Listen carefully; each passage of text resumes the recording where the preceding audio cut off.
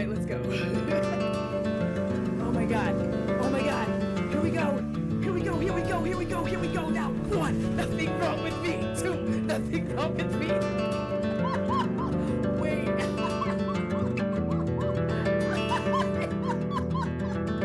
Oh my god. I hate you. That's so I can't believe it. I did this.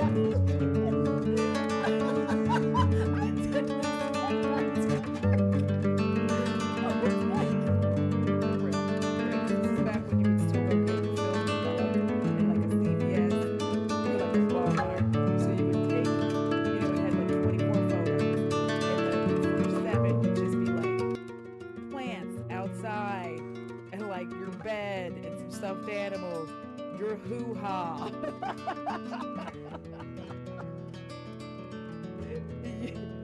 Your bejazzled vajayjay, you know, your butt cheek.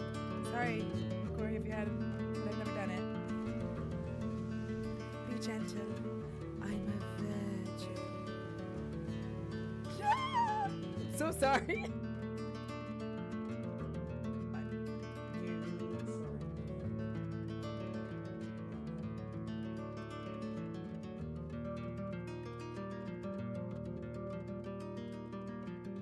Did he just fart? I can't breathe. I think he just farted. My AI robot just farted. In the middle of a serious conversation. What the fuck? No. He just said, I'm sorry, I can't.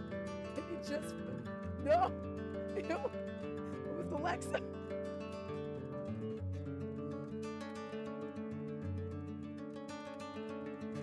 He said, I'm sorry, I can't. And then he blew ass. The way I can't breathe. To the point where I would match with someone on a dating app so that I can ask them about weird YouTube shit. Like, oh my god. Get a vibrator, please. Stop.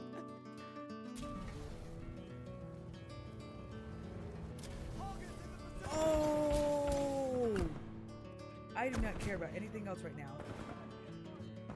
Because that was fucking tits. I did it. That was amazing. That transfer was fucking flawless. I didn't even catch fire. Yo! Who's the best? Who's the best? I am. Thank you. Oh, okay. Oh my god.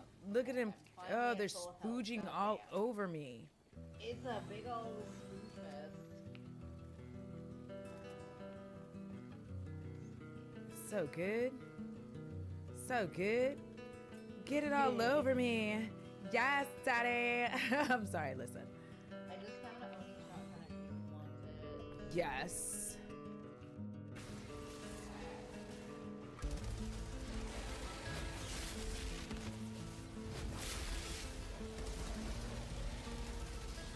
There you are. I was like, what the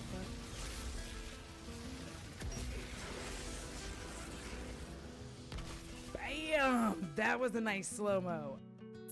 What the fuck? Is my power increased because it's ace awareness? Wait, is it today? Today, or it was yesterday, and I just am slow on the uptake. I'm fucking screaming. I'm like, this is a good group of ace. Well, at least 3 of us. Yeah. Same. Like Audra and I. Ooh, I'm trying. Let me just run in circles for a second. Oh my god. Oh, oh god. Oh my god, let me die too. Can I just die as well? I just want to die with you. Cause we're friends. I can't leave you like this. I'm gonna go die by you, my friend. Here I come. I'm coming to die by you, friend. Hello.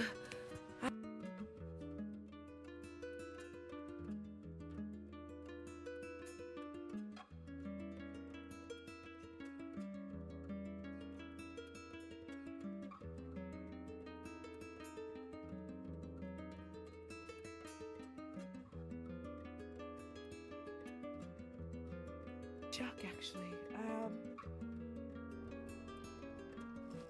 Oh, did you stab yourself? Yeah, no, it was you.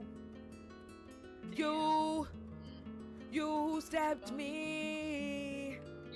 And you said that we are friends. And you said that we are friends. Oh, Heather, you stabbed me. I'm sorry. All right. Bitch. Listen, I didn't understand how things worked, and I was really nervous and stressed. Oh, there's Spooge over here. There's Spooge. What is it called? Let's get sploosh. Slurp. I'm like yelling out. There's Spooge. Everyone, Spooge. What the fuck? What's going on?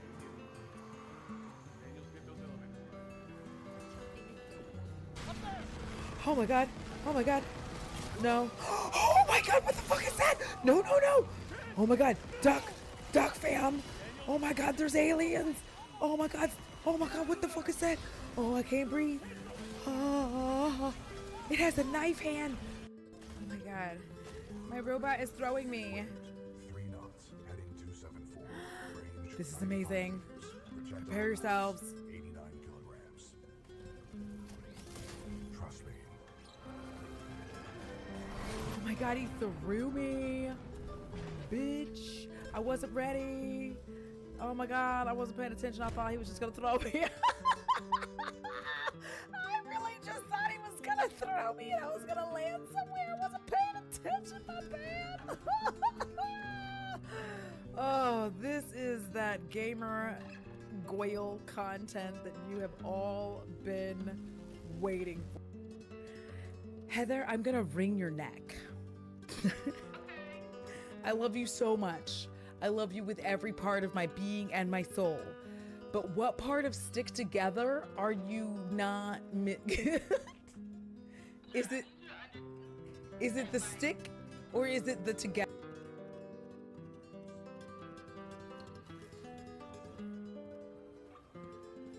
Oh my god, he threw me. Bitch, I wasn't ready. Oh my god, I wasn't paying attention. I thought he was just gonna throw me.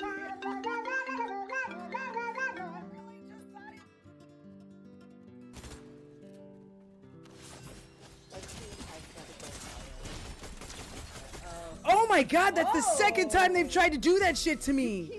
Jesus Christ, what's going on? Do you all see this? That's fucking insanity. What's going on? Duke Lion and Teen Wolf. I don't know who that is. But he's older. He kind of does look like when he gives you lady head, he licks your butthole. And that's not a bad thing. That's complimentary.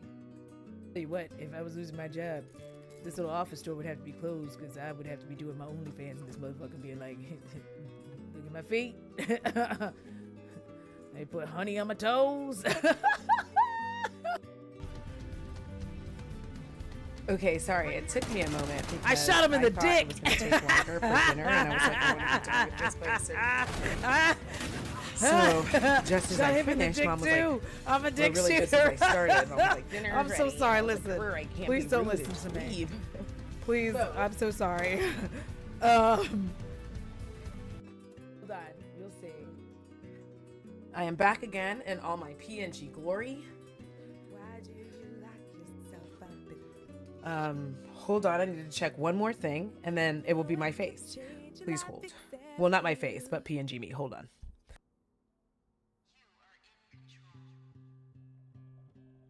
It's like all these psych choices. I'm like, which one of these should I choose? I think I'm either gonna be. Hey, guard! Fuck you! Oh my god! Why are you like this? Also, thank you for the bits. Okay, I have Your hair confirmed. repet. I If am you're not live gonna in both bring out your hair locations. repet, then quit it. Like, I'm tired of I y'all am doing this alive shit. in both locations, so Outta here I'm not stunting. bad at my job. I mean, Also, I'm still really- bad like, at it, doesn't, but it doesn't look good. I don't like these stripes. Like Halle Berry is normal. boom. I think yes. I do think that I need to make another output for the music. How are y'all since I last saw y'all? It's been a long time since you left me, or whatever that song is. If at first you don't succeed.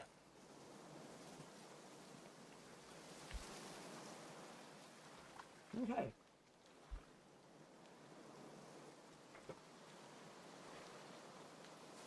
So I fixed the audio issue I had.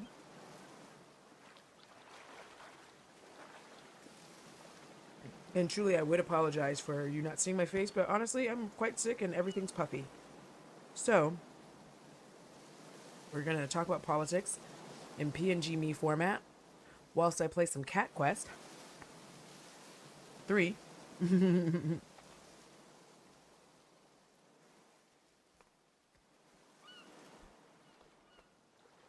And I eat my dinner.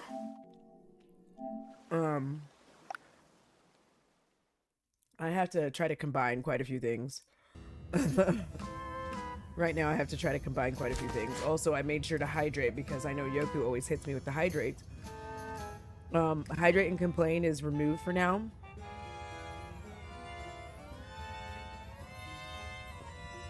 Because I just don't want to... My complaint is going to be like, how dare I be sick? What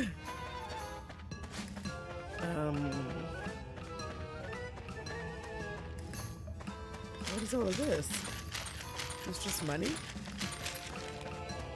Oh, just free money. Okay. Anyways, I have a little story up there. Hold on. Let me scroll it so that you can at least see. Let me also do this. Listen. I just made it small so that you can see it. A Texas cop searched the license plate cameras nationwide for a woman who got an abortion. Yeah. So that's what we're dealing with right now.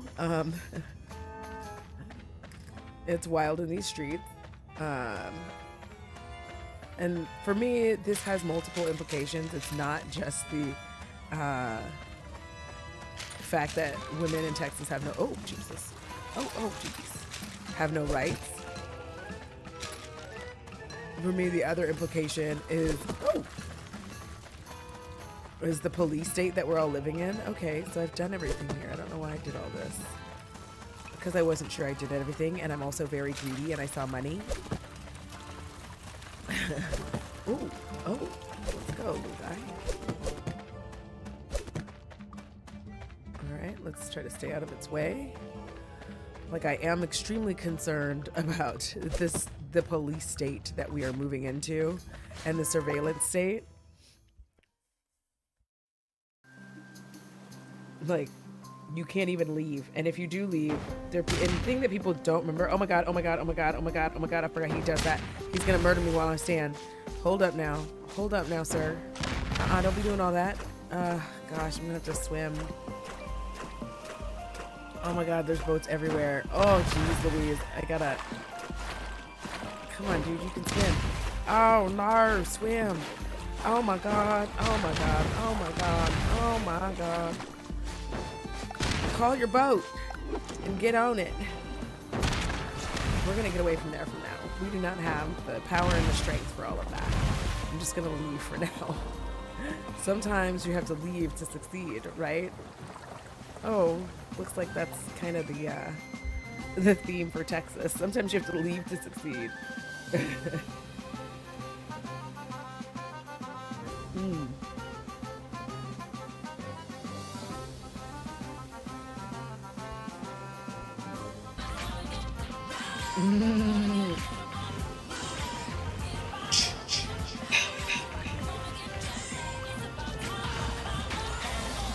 Hi, Yoku.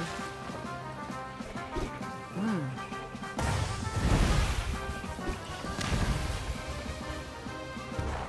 wonder if we can finish it. Yeah.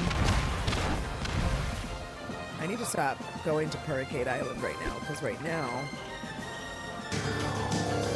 Hi, cat.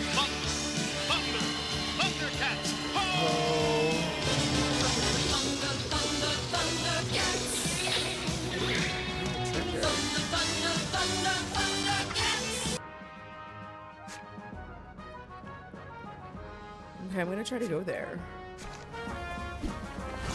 Ooh, these mice have too much spice. How are you? I forget that there are still gonna be parts of this that I can't leave up. Wait a minute, I'm gonna jack these up. Oh. Oh. Hey, don't you mess with my shit, fool. Damn. Thank you. You're just in time to find out. Excuse me, sorry for the coughs. I try to turn the mic off, but sometimes I don't make it in time. Happy Pride. Happy Pride.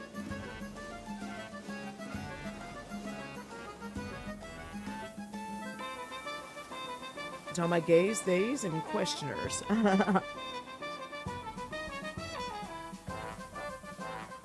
Ooh, a perconeer.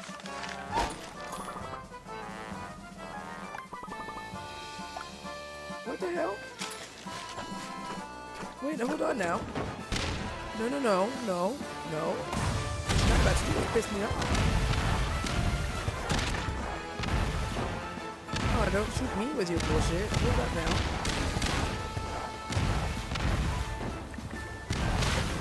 Yeah, that's right. You shouldn't have started shit. Don't start no shit. Won't be no shit. And so, like I love to say, you have to keep an eye out for what's happening in Texas because it's literally only a matter of time before it starts happening to everybody. Yay. Okay. Oh, wait. Wait, when they say game over.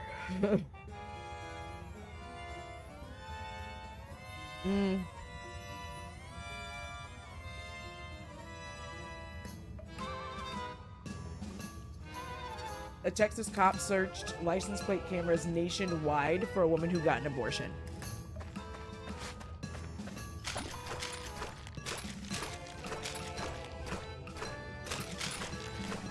They literally used taxpayer money. Like, she left. Her family reported her. Like, what? Oh, you ain't gonna fuck with me today. You about to get... Oh, I did not dodge. I did not dodge. Ooh, let me dodge that. That's right.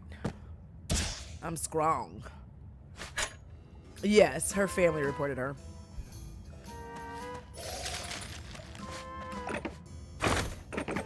And before people start on that, this is what Texas gets. This is what happens when...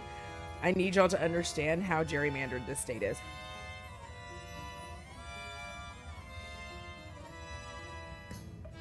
There's a district in Fort Worth that just successfully redrew the lines to remove black people from their...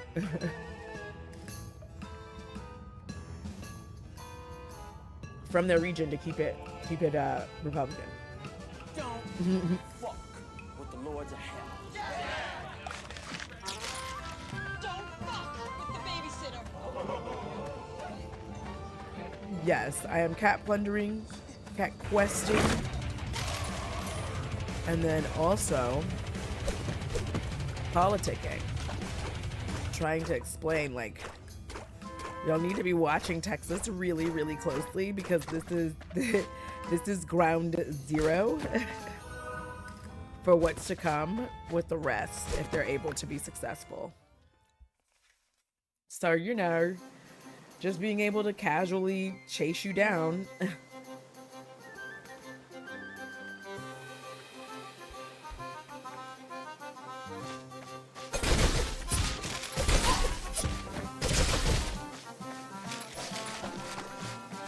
Oh, he's still alive.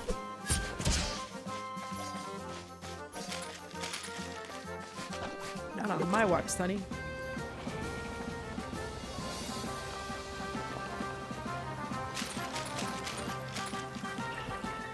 So, like, when I die, is it just like... Oh, no, the question should still stay. Okay, I was getting stressed out. Okay. Where am I currently?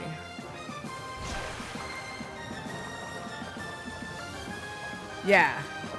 I sometimes feel like we are 5 minutes away from Trump accidentally stumbling and hitting the mute button. Yeah. Yeah. Listen, this is why I've been saying for a little bit of a while, I've not been going into the straights. Okay, no, thank you. Thank you, thank you. Because I did something. I don't know what I, like, a lot of shit. Let me do this. I think I had noticed that when I was doing my replay. Yes, I do watch my own content. I'm fucking hilarious. I'm so sorry if you don't find yourself entertaining. How about now, Pie?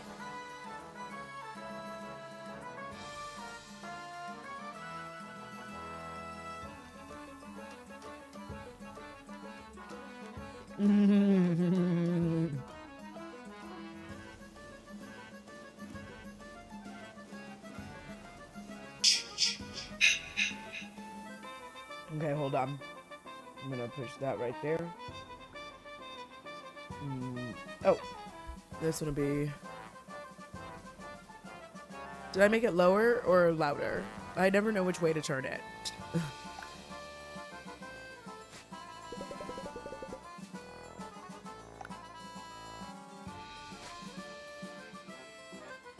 I guess I didn't find his stupid ass treasure.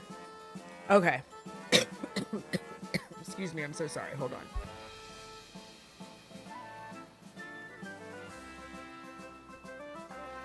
Okay. Spooky Sloth is fantastic. Am I supposed to keep this up? Okay. Alright. I wasn't sure if I was supposed to murder that poor little guy.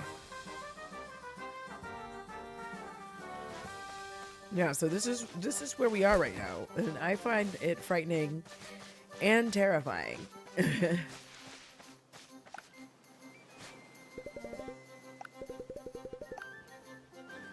Because solidarity. Yes, Scorpio. I feel like I've been saying since it started, I was like, how homophobic and racist for me to have a summer cold on the first day of Pride. What is that about? How rude. I hope y'all don't mind, but I'm trying to eat dinner because I thought dinner was going to take longer to be made. I know, I had so many plans for my life.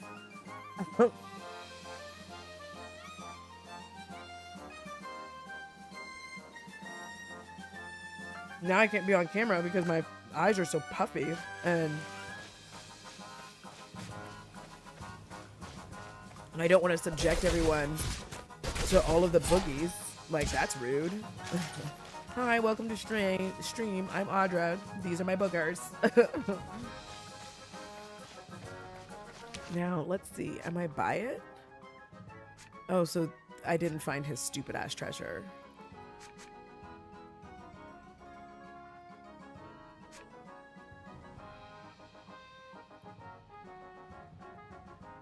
Okay. Since I'm already here, right? I was just trying to be like real. Oh, ooh, I forgot about these. Ooh, I forgot about these nasty birds.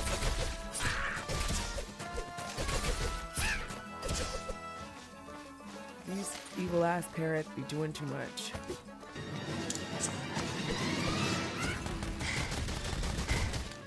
Yeah. Hi. Oh shit, I forgot to swap weapons. So yeah, we're like sitting here. Oh! Oh! Thank you for the resub. I don't know why I did it like that. I could literally take my ship over here, I think. I just gotta... Oh, that's my little ghost. I keep forgetting that my little ghost follows me around. I get confused.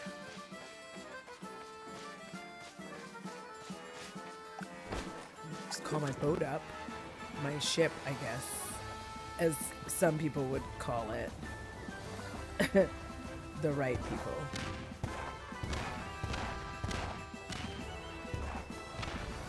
What do you mean I can't?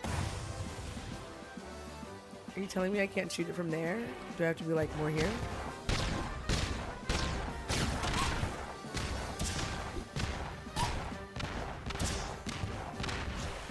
Okay, I had to get off.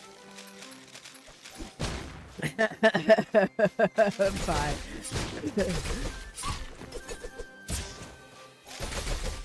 Listen. Excuse me, sorry, y'all. But yeah, we're now in this awkward position. We're in Texas. Oh, shit. Hey, paws off the Pirate King's booty. I fucked him up, I'm pretty sure.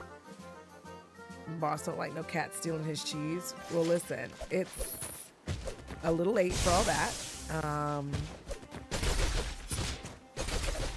Ooh, let's dodge, fam. Dodge, dodge. Dodge, dodge. Ooh, ooh. Dodge, dodge.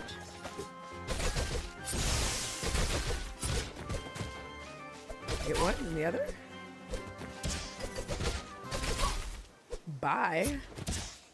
Goodbye. Ooh, booty time. That's a wild thing to say. So yes, I am concerned about that. I'm very concerned about the way that they are using taxpayer money to chase people down for having an abortion. I think that people who are pro-life just never consider that this would be an option. Not you getting trapped in a booger loop.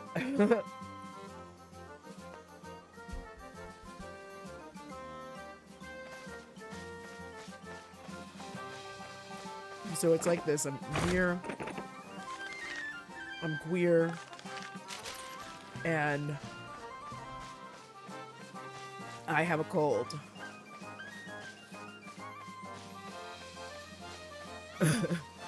Here I'm queer and I have a summer cold. Oh, an ambush?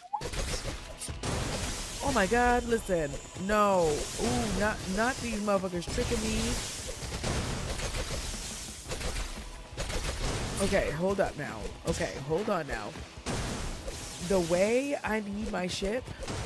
Not today. Not today. Let me get my ship. You tricksters. Listen. This is the lesson we're learning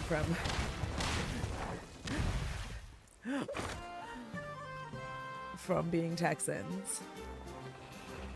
Don't let these fools trick you. They'll sit here and talk about freedom and cheap rent. Meanwhile, they're creating a harsh police state to surveil you.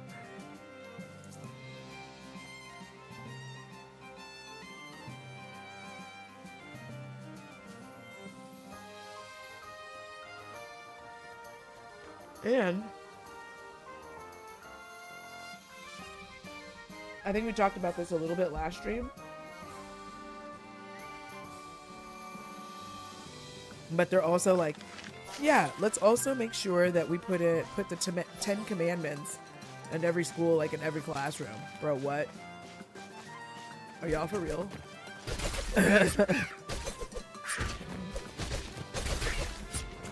It's so obnoxious. Why would you do this to us? These aren't even rules that anybody goes by. Especially politicians. Oh, fuck, I'm getting fucked up.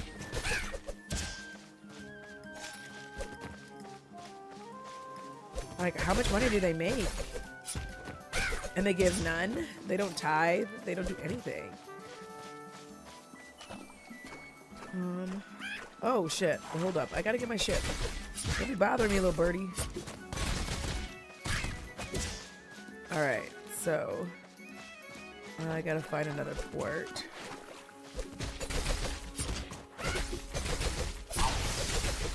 I have, like, lightning powers. Y'all see that?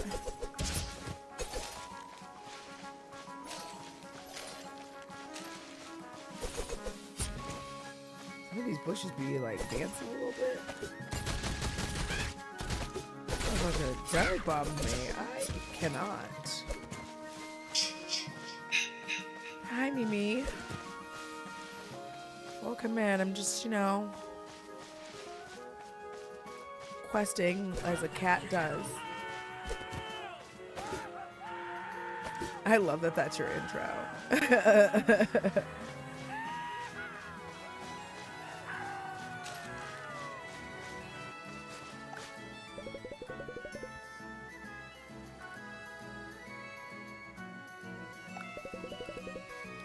This man, listen, he has me delivering in places that I feel that I should not be delivering in, to be honest. They're dangerous spots.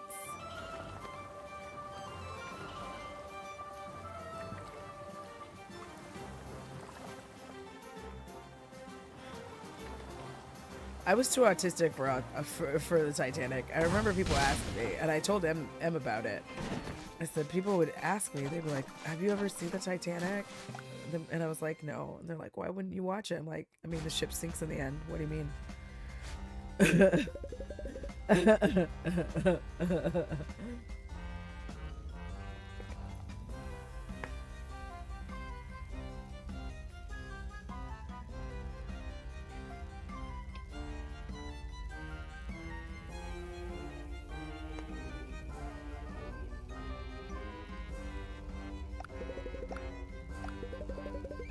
Unfortunately, the incels have gotten a hold of it. Oh my god, Scorpio! You have found the right community. We are of age. That movie was 2 VHSs long. I only watched for titties and then fell asleep. You are in the right spot. Okay?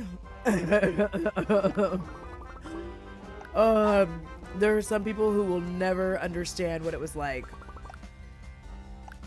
to get a movie that you had to like change out the VHS to watch it. Like, they're never gonna know. Not today, you evil ass rat. Oh my god, he's fucking me up for real. But I'm winning. Dodge, dodge. Switch. Shoot him, shoot him. Switch. Fuck him up. Yeah. Listen, Yoku, Sam.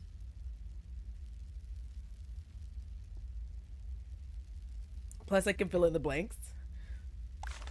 But the incels have found it on Reddit, and, you know, they do the whole thing. We're like, Like, it's funny when we joke about it, about how Rose could have moved over, but the way that they, like, I don't know.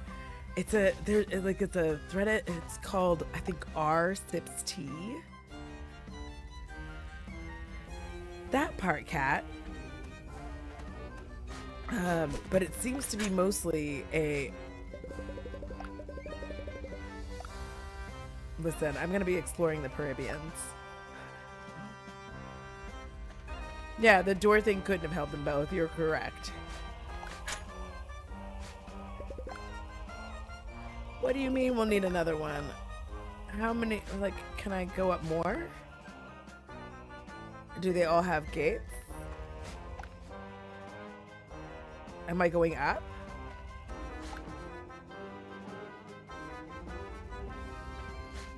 I am going up. Okay, I'm just making sure that I'm not... Okay. I already did explore all the other rooms. Biatch. Okay, sorry. He does have to die for the plot. They wouldn't have both fit on the door because of the weight would have caused it to drift further underneath.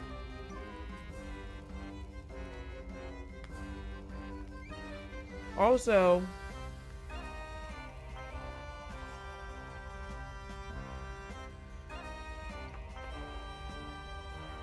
Jack, I believe his name was, he was poor. I say this to say, how much trouble do you think he would have gotten in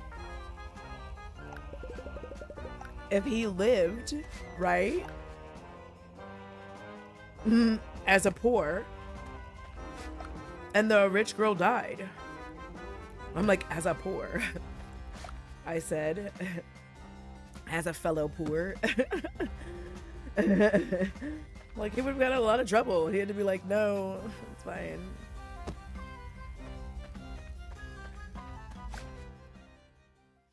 Yeah, he'd already pissed off Billy Zane. Do you know what I mean? And you, like, everybody knows the rules. Like, you don't piss off Billy Zane.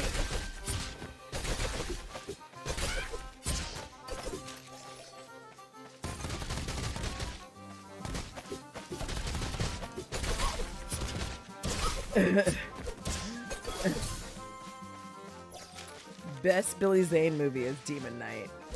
Which I have to keep watching that movie because I love it so much. I love it so much.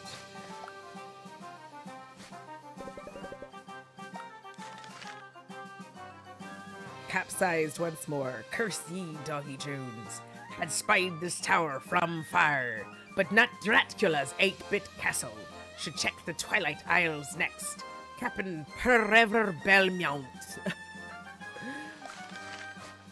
Listen. Fucking hoe down well then there, motherfuckers. He says that about...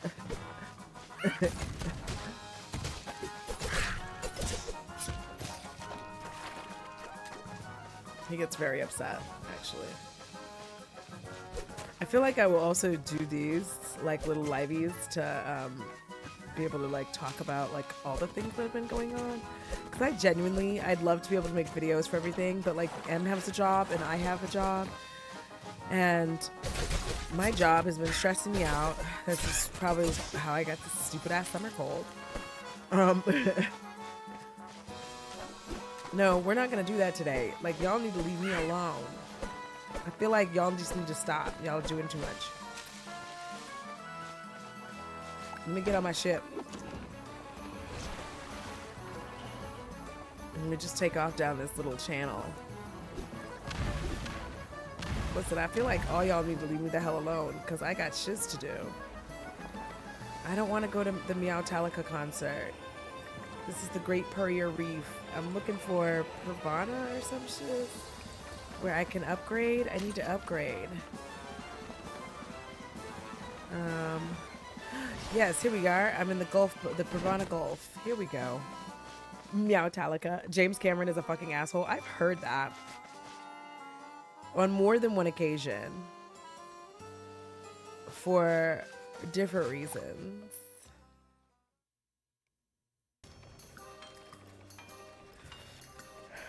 Well, yeah, a lot of movies aren't feminist on purpose.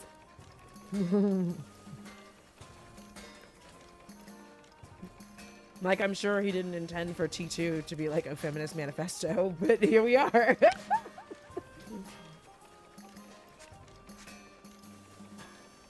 Okay.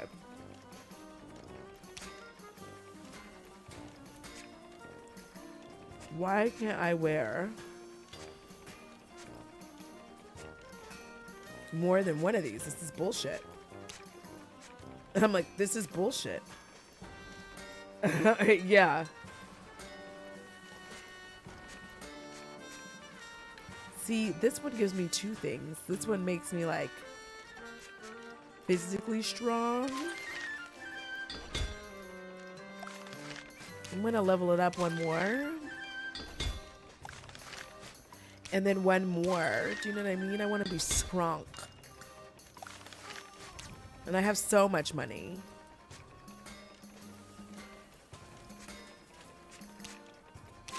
Let's level up this fucking axe, fam.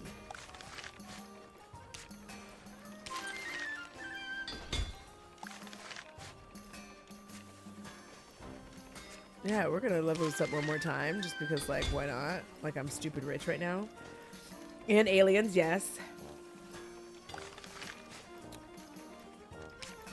I feel like there was a controversy. Y'all, this gun is called the Blunderpuss, and if that's not queer...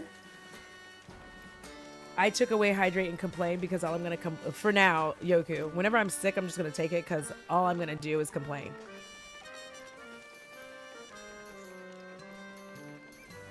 And the only complaint is gonna be, I'm pissed off that I'm sick.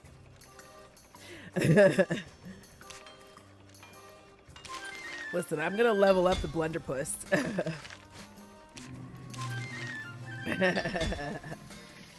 Hi! Drink you some damn water today. Thank you. I'm drinking some damn water. I appreciate it.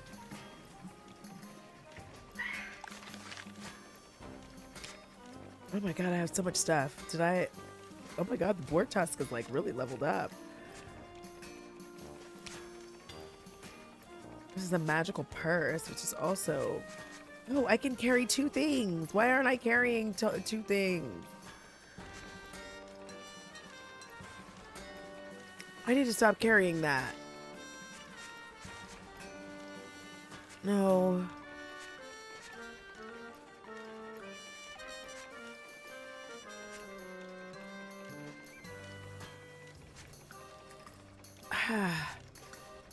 I do like this ice crystal shit. For real. Maybe I'm trying. I did fall into what I like to call the sick coma.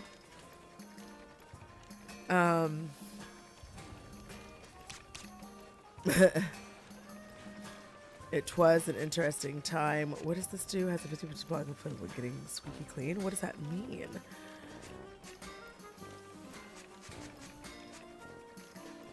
Okay. Let me just do this.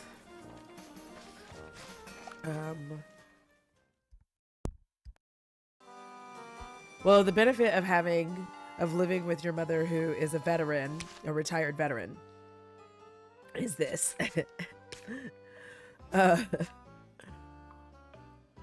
Let's do that. Oh my god, I didn't know I could equip 2 of these. I could equip all that shit? I could equip 3. This hoe ass game. I'm sorry, listen. I'm not sorry. Actually. I feel like there was one that did like 2 things. I can't breathe. Okay, that's this one. Physical damage, and I'm stronger. Oh. Thank you, baby. Always remember. If you ain't first, you're last. My Meowsheen gun is much stronger than the Blunderpuss. Sorry, the Blunderpuss. Okay, so I feel like I might could. Furthermore, you brought that bitch Midas into my house, and he fucked my goose and made all of the eggs. Now they're unusable, thanks to you.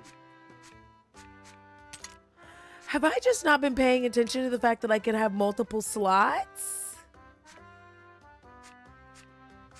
I'm so glad Heather's not here.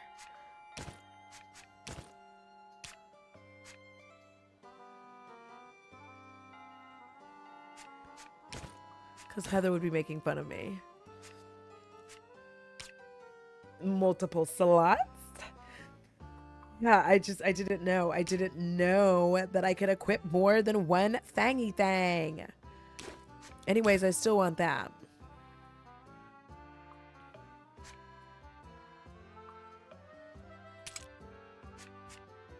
And then I'll unlock another slot.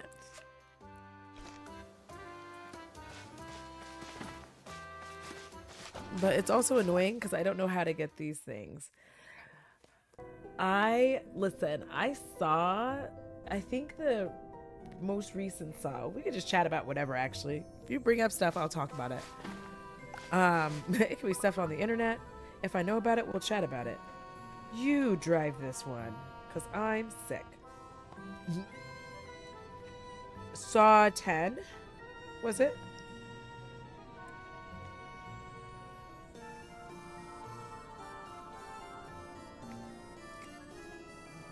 And my understanding is that the one that was supposed to come after it isn't going to.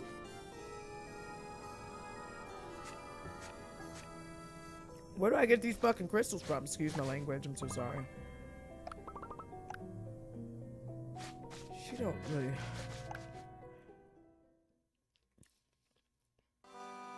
Yeah, I have a lot of problems with that. I honestly have a ton of problems with most of the saws, honestly. I feel like it's another one that should have remained one.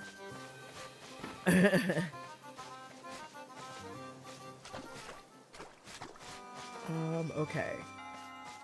So, what I should do is get my little ship, okay? And I should, I don't know how to steer my ship, to be honest. I'm terrible at it.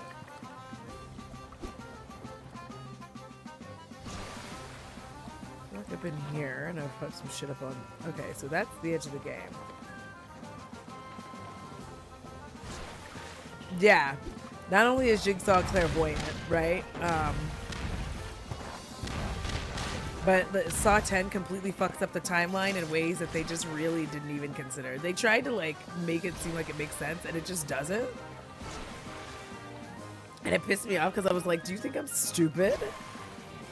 The obvious answer is like, yes, they do think I'm stupid.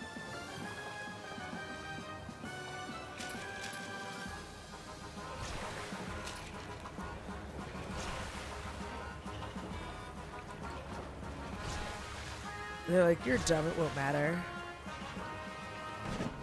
Wait, what's the problem? Can't I get this? What is that?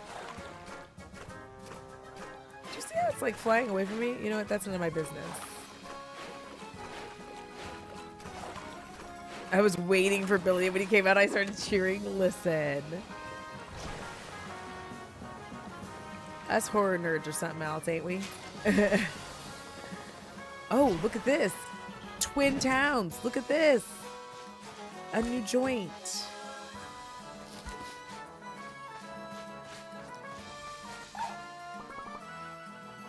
I can please help you. So that's why you always redeem that one.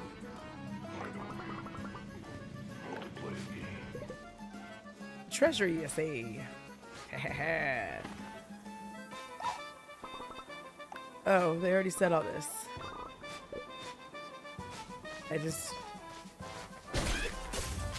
I'm sorry, I didn't mean to fuck you up, fam. What is up? I ruined both y'all's days. Oh, are you supposed to be alive? Was I not supposed to hurt y'all? I'm super sorry I punched you in the face multiple times with my claws and my axe. Don't be mad. Oh shit, what is this? Ooh, dodge. Oh my god. Oh my god, what the fuck is this? What kind of witchcraft? They are using witchcraft. That is cheating. I'm so sorry. Witchcraft is cheating. I gotta get over here before he notices. Oh, not you squawking danger, bitch. Oh my god, I'm dead. Let me get on my ship. That did not go the way I had anticipated.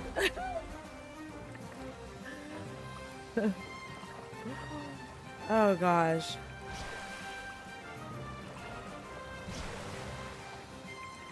So the real question becomes, how many more people are gonna just be randomly shipped off before people actually get concerned? Before the I regret my vote people are like, oops, maybe I should be a little worried. Let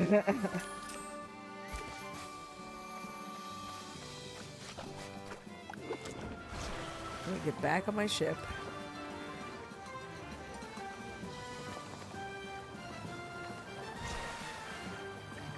And then Elon Musk on drugs. Did y'all see that? Rolling balls. Allegedly.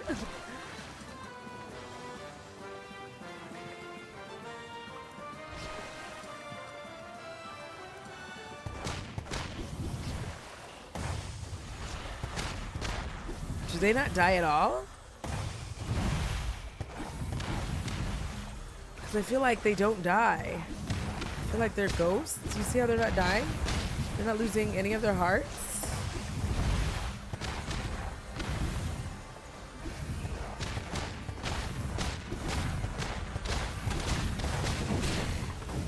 Oh no, my ship's fucked up.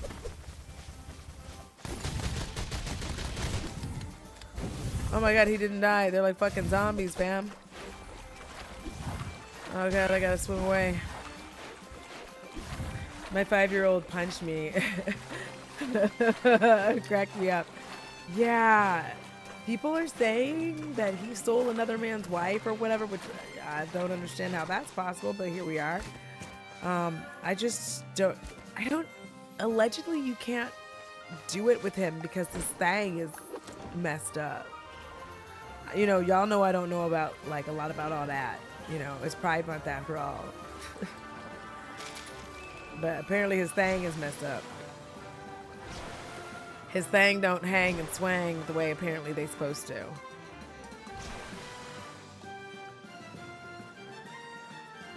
Listen. I think he'd just be mailing samples of his man juice. I'm trying to figure out how to say it. I feel like he mails samples of his, he gets samples of his man juice to the lady. Where they, you know,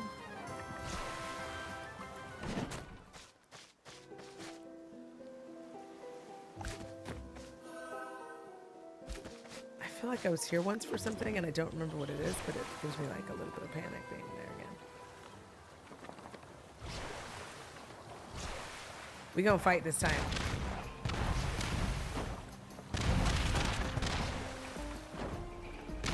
What's up, homie?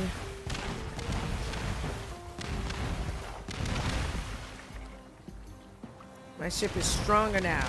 Now I'm stronger than yesterday. Ooh, ooh.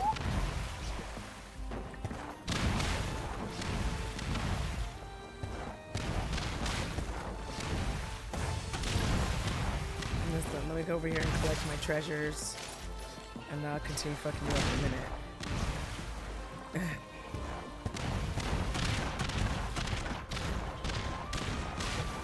That's right, Bo. Listen. He does have so many kids. And again, it's another one of those things where it's like, what's fine if you're white, but ghetto if you're not? Having 37 baby mamas. Like, what?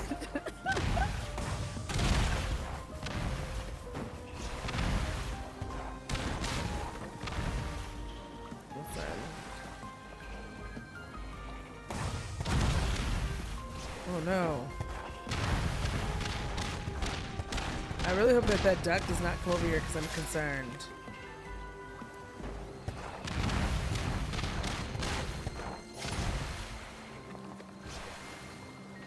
I don't know what it does, but it kind of scares me. Do you know what I mean?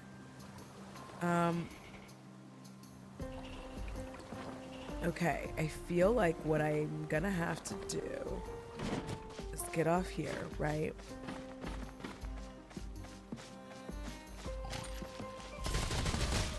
Oh my god, I forgot that I don't know how to fight these.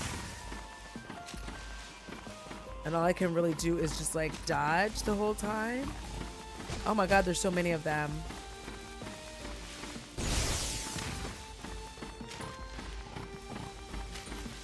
And they just be rolling. Oh, and not this motherfucking game being like you in combat.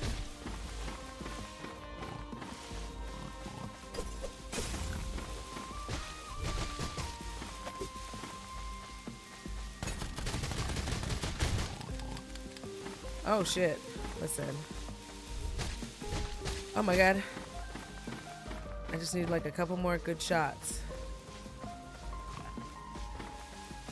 Oh my god. Oh my god. Oh my god. Nuh-uh. Fuck you. Hold up now. Hold up. Oh my god. Run for your life, kitty. Oh, not you fucking squawking about danger, you bitch. Okay, sorry. Listen. Oh, wait. For the monster trucker community. Okay, we're gonna see that. We're gonna look at that preview. We are.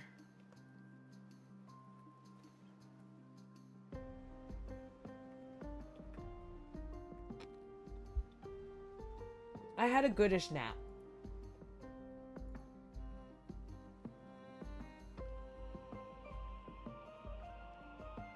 Oh my god. I went over to M's channel and there's a foot and I was not prepared for that. It's not M's foot. It's not that kind of feet on Twitch, so don't.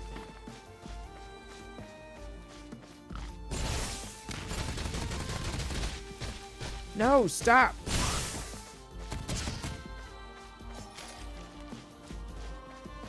Oh my goodness, I finally killed one. Oh my god, stop it. Both you motherfuckers.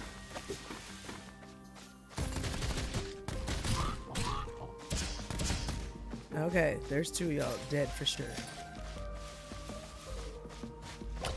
Yes, I did it.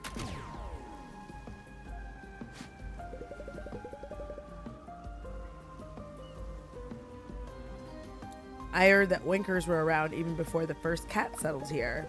Worship their god in the stars and whatnot. Avast, makes sense they know something about the North Star treasure.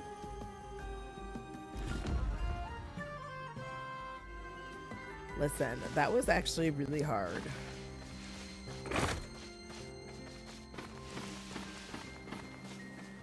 I had to do so much rolling. Just like I'm doing right now. Like, leave me. Oh, nope. Get off here now.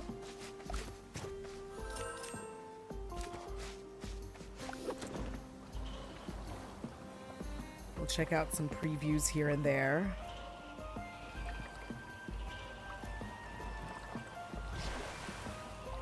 And like, since I didn't die. Oh, shit.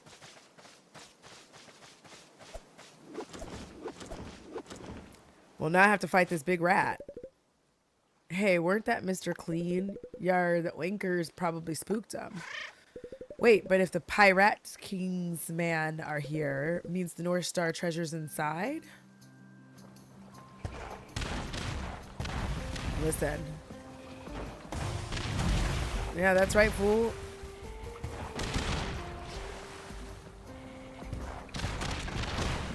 I'm gonna fuck your shit up. For real. That's right.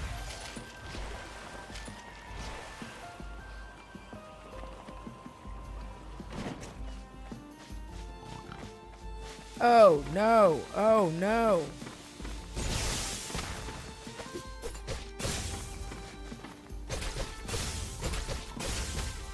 You gotta stop him from rolling, is what you gotta do. Little fuckers. Sorry. Sorry. The language that is quite so foul.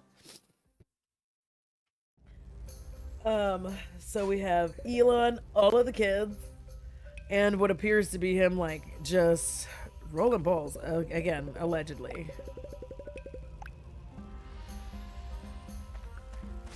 Like, apparently, you know, politics wasn't what he thought it was gonna be. Poor baby.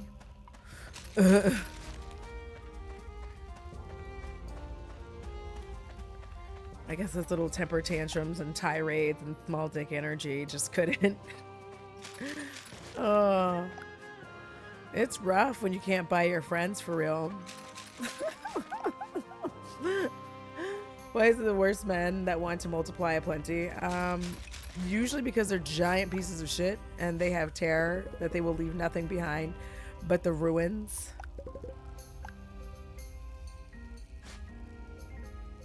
What did it say? It's a mural of stairs going down. Shouldn't it be going up? I don't know. We're gonna... Should I try to go up again?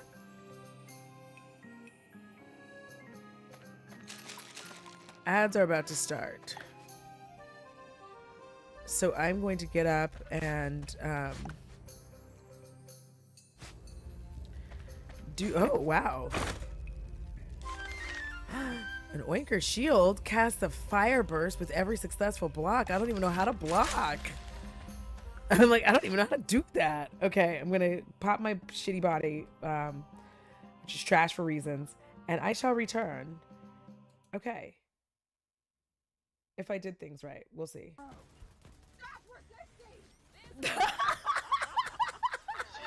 Not you yelling, stop resisting. Oh my fucking god. I cannot fucking breathe. Oh my god. Oh my god. I cannot breathe. Oh my god.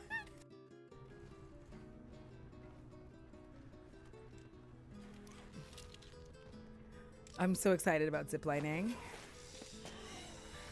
Oh my god, this is gonna be so fun.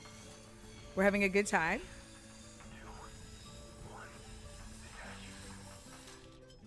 Oh my god, oh my god, oh my god, my booty hole, my booty hole. Oh, Jesus. Okay. Are you,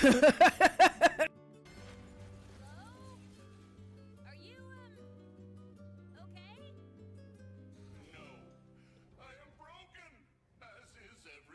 Oh my god, that is so real, Fixer. Dude, oh my god. Oh my god.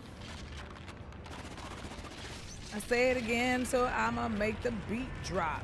What am I supposed to be doing? Oh shit. Oh my.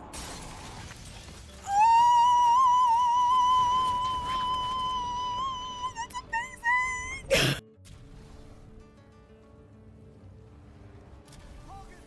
Oh! I do not care about anything else right now. Because that was fucking tits. I did it. That was amazing. That transfer was fucking flawless. I didn't even catch fire. Yeah. Who's the best? Who's the best? I am. Thank you. Oh my god. My robot is throwing me. 3 knots, heading 274. Range This is 95 amazing. meters. Projectile Prepare yourselves. mass 89 kilograms. Trust me. Oh my god, he threw me. Bitch. I wasn't ready. Oh my god, I wasn't paying attention. I thought he was just gonna throw me.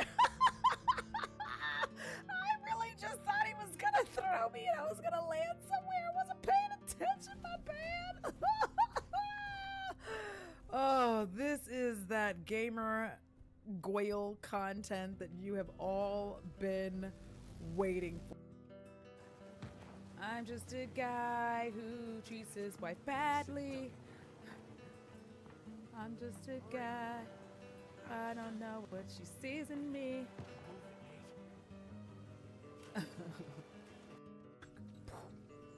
You know what? You and Heather can kiss my ass. Ah, kiss it. Kiss it real good.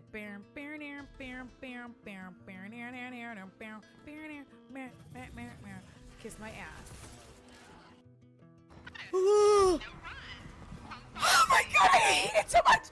Please, I just want to leave!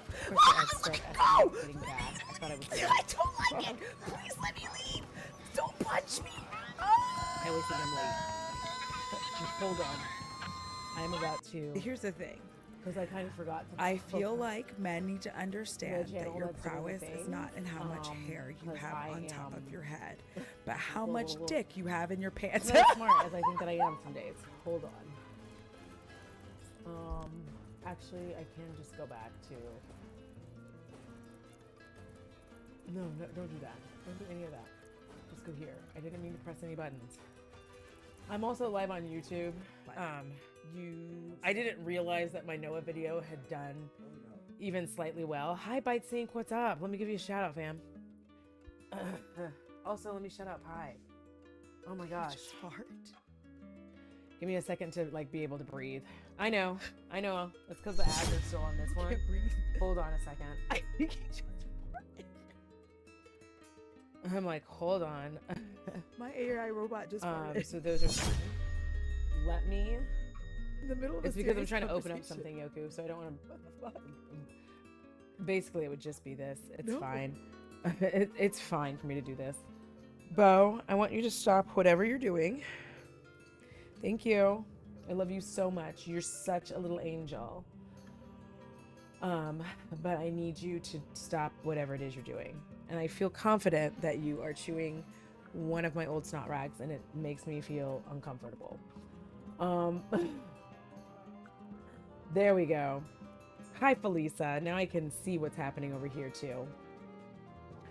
Sir, because I don't have my multi-chat on and it's always behind anyway. So I can't really see, like it's not.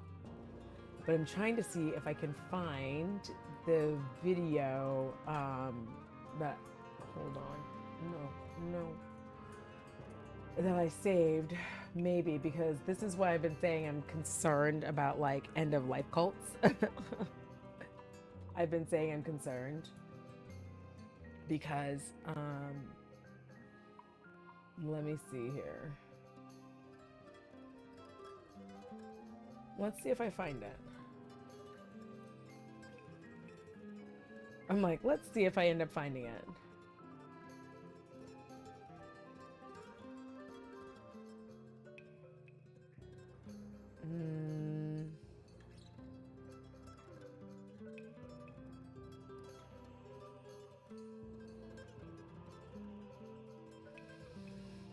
don't know where I would save it. I'm like, I don't know where I would save it.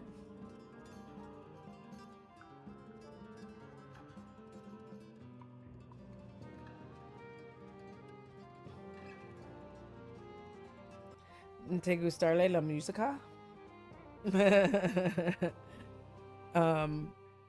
When I find it, I'll find the video in a little bit and see if we can chat about it. If I can find it, we'll chat and have it on in one corner. Yes, happy Pride, my gays. Oh, shields can block for a short while after each attack. So can I also have that as a piece of my equipment? Hell no. Listen, I need another slot. What do you mean?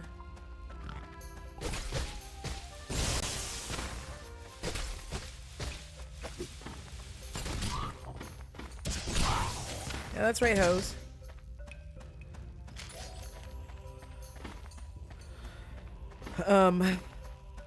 Oh, wait. I think I can,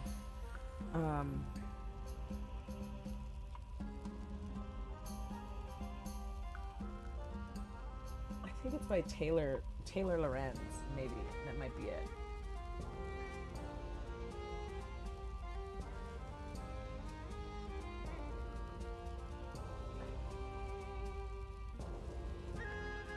Ah, I found it. Listen, y'all. I found it. I feel like such a smart ass bitch. Hold up now.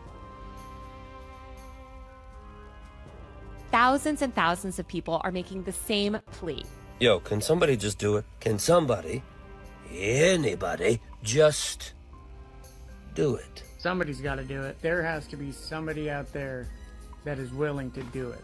Who's going to take the initiative to do it? We all know it needs to be done, and somebody needs to do it. If someone does it before the summertime, it's going to be like that one summer when everyone was playing Pokemon Go and everyone was a friend. Gotta do it.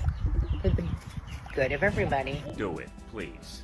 You know exactly what I'm talking about. Oh man, are we about to battle? Holy shit. I'm not saying somebody should. Nobody should. Oh my god. I don't know how to block that. I 100% dare you to name one thing that you hope happens in 2025. Oh, I'm not doing a good job.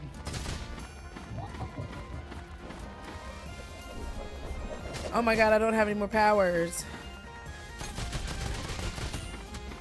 On X, TikTok, Instagram, and in comment sections all over, people are begging, pleading for someone out there to just do it. In these pleas, the subject is never stated, the action is never spelled out, but somehow we all know exactly what's being said. But in case you are somehow still in the dark, these memes are about unaliving Trump. And sorry to say it in very dumb algo speak terms, but I don't want this video to get taken down from YouTube. What we're witnessing is not just an absurd or ironic online trend.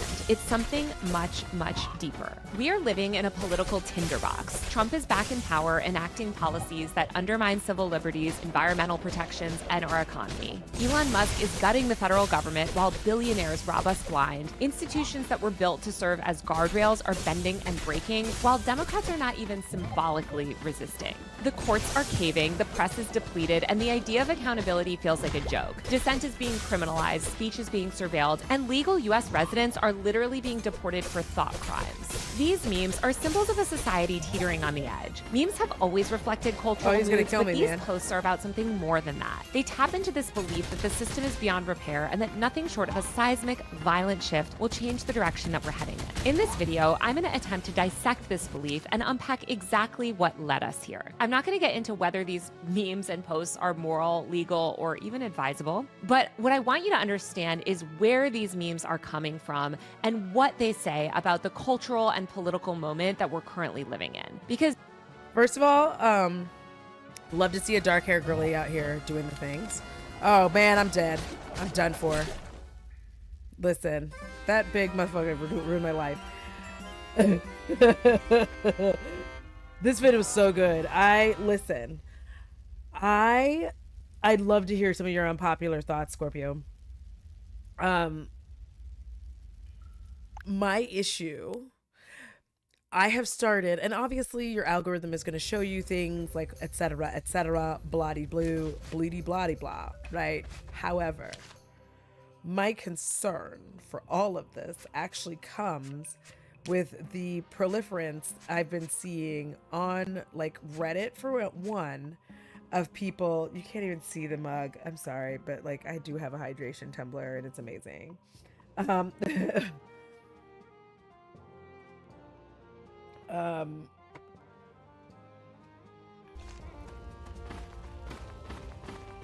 I might actually change the amounts though.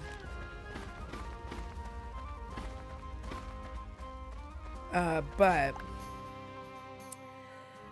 with the way that capitalism has been working, listen, first of all, I don't advise anybody do anything drastic, but the way that it's been working, and if you're looking at Gen Z and you're seeing how like Gen Alpha is starting to walk into the world, like if you don't, let me start here.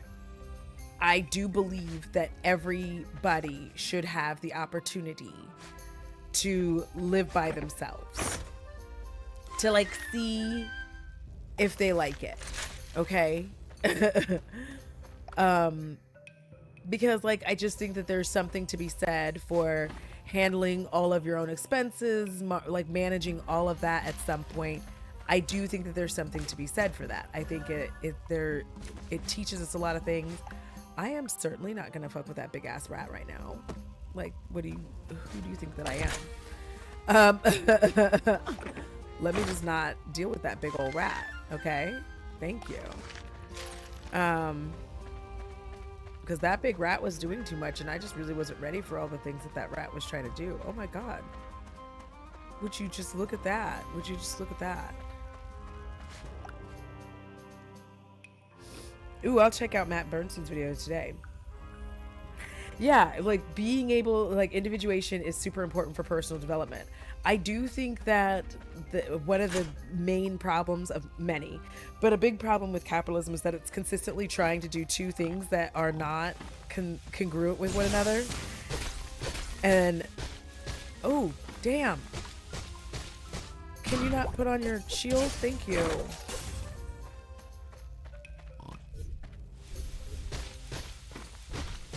Oh my God. Listen, I'm not going to make it because there's that big ass pig. Like, he's going to murder me. I'm going to get fucked up. Listen, I'm not doing this again. I'm going to lose.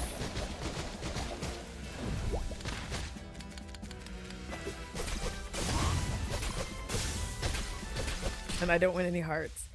But capitalism is always trying to get you to be an individual and care only about yourself, while also like simultaneously trying to get you to care about others, i.e. not calling in sick at work, right? Because of your team members. They're like, oh, don't do that because you have team members and like that would be unfair to them. And you're like, okay, so I wonder if I can get out of here now without beating him. I don't know if I can escape this joint. I feel like I'm gonna have to eventually fight this big ass rat, which seems cheat like, and I don't like that at all.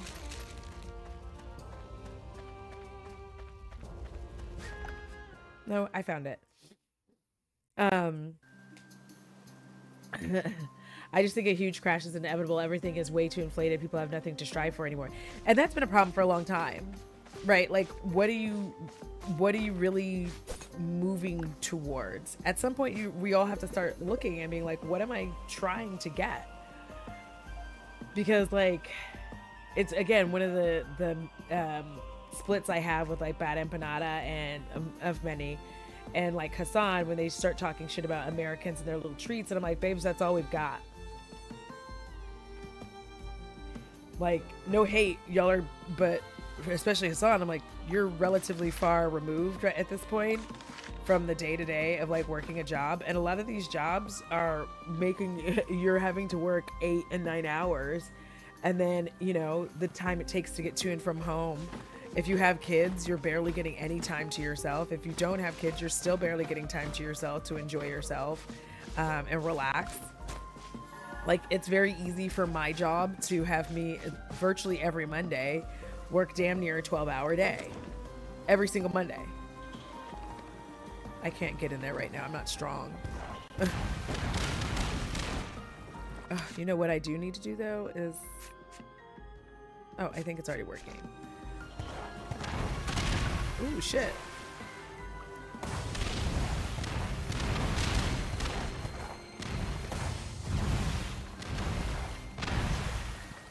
I wasted some of my... Yeah, if you have kids and have limited PTO, you use your PTO when you are sick and have none left for yourself. Like, that's the thing. We don't have vacation time. And that's something I've been saying, you know, especially to people who are overseas, which, you know, I'm unfortunately an American. So to me, we have to call y'all overseas. But like, a lot of times they don't get it.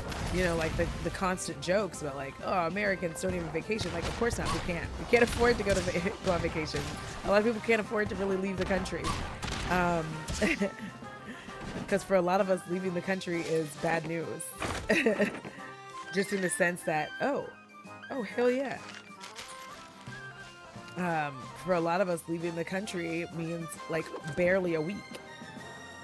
So individualism is beating people's asses. It sure is. It really is. And so like we're in this weird space where it's very difficult.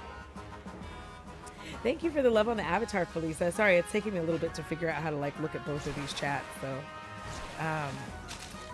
yeah, this is my comfy avatar because I need the comfort. I unfortunately have a shiesty ass summer cold. And I hate that. Okay, Pervana. I just feel like... Do I want to be at Pervana?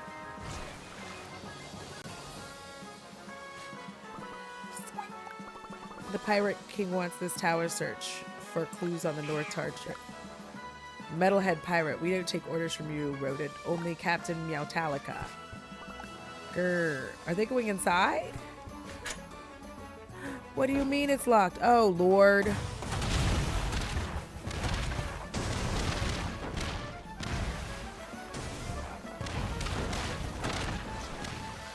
So that in and of itself, I'm just like, yeah, so people don't have as much to want to like really live for.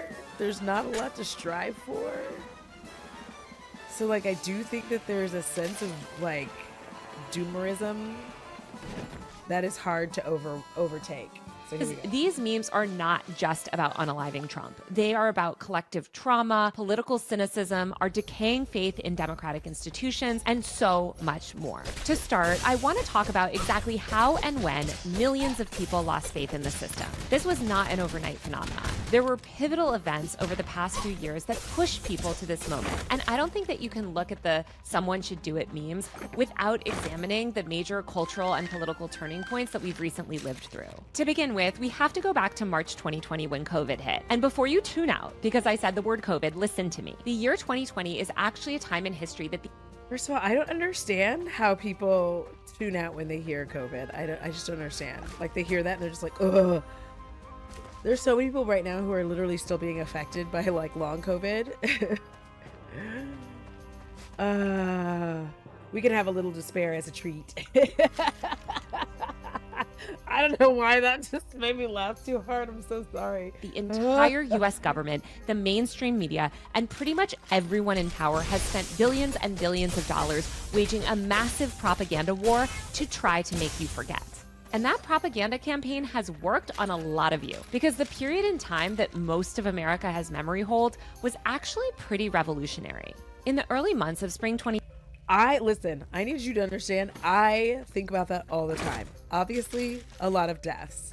That's not the part, because it's so hard whenever you talk about this part, because somebody always goes, people were dying, Sharon. And you're like, no, I know. I'm not talking.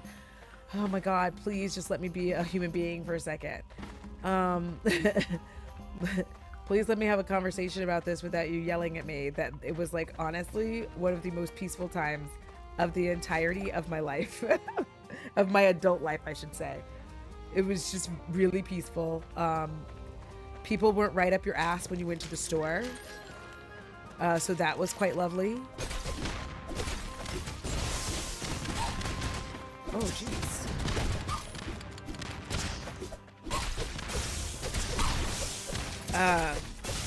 Like outside was peaceful too. You could just like walk and people weren't like in your way. People weren't obnoxiously rude for no reason. There was actually like a lot of community spirit. It's the only time I had any money. Yes! Oh my God, I can't listen. I'm so happy that you found it here, Scorpio Hole. Like, I'm so glad you found it here. Cause like, yes, this is one of the few times a lot of us had like money in our pockets, and weren't like terrified every 5 minutes of like losing our jobs. It was very peaceful. I got to try content creation like as a job. And, you know, as much as I tried to convince myself that I wouldn't like it, I was incorrect. I loved it. Unfortunately, very desperately, I was trying. So I was like doing it in a shitty way. I was putting out a lot of shitty content. I think it was like, not all of it. Listen, I like myself and I like what I do. But there was a significant portion of it that was shitty because I was desperate and I did not want to have to go back to a regular job. But so then I started working where I work now. Don't like it. But I was actually able to take care of myself in ways that I just like hadn't been able to before. I was also able to finally have my like neurodivergent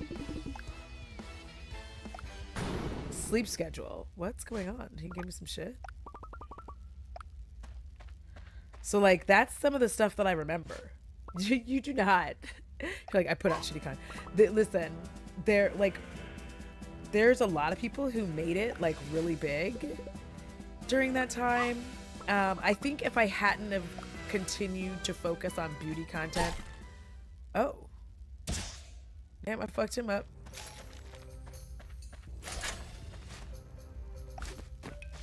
I was like, damn. I think if I hadn't have continued to focus on beauty content and had instead done the things I really wanted to do, I think excuse me, so sorry y'all. I'm trying not to cough in the mic, but like some of these I can't catch. Some of them catch me. Yar, is that a mural of the North Star? Legends say the Seekers were given powers by the North Star treasure. Powers to seek and find whatever their hearts desired. Oh, that's not what my heart desired. I am the Seeker of Antares. Why do ye disturb my slumber? You. Ye have Seeker blood. Fascinating. Tell me, why have ye come here? I love it. How is this possible? You folks must be 1,000 years old. Yeah. So I think that would have helped me a lot, but like that period of lockdown was just significant for me as a human being. Like I got to heal a lot of my body and mind. I got to like do some therapy that helped me. I could be shitty, Felisa. I just try not to be.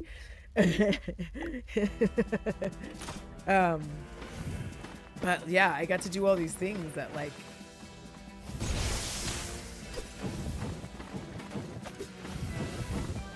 yeah, dang.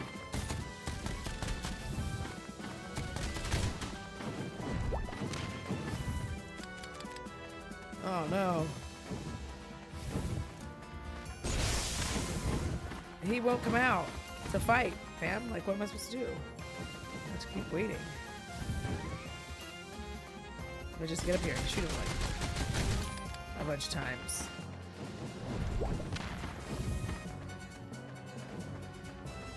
Whilst I wait for my super gun to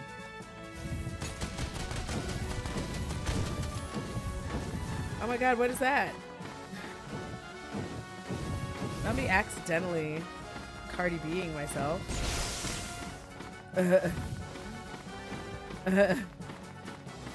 Yeah, it did. It changed me for the better. That's how I found out, like, through celibacy and whatnot. Like, that's how I really discovered, like, oh shit, I'm ace. Like, I'm ace as fuck. Like, I do not like any of that. I'm like, what if the problem? What if the problem isn't me? In that. Oh no, now there's 2 of these hoes. Oh gosh.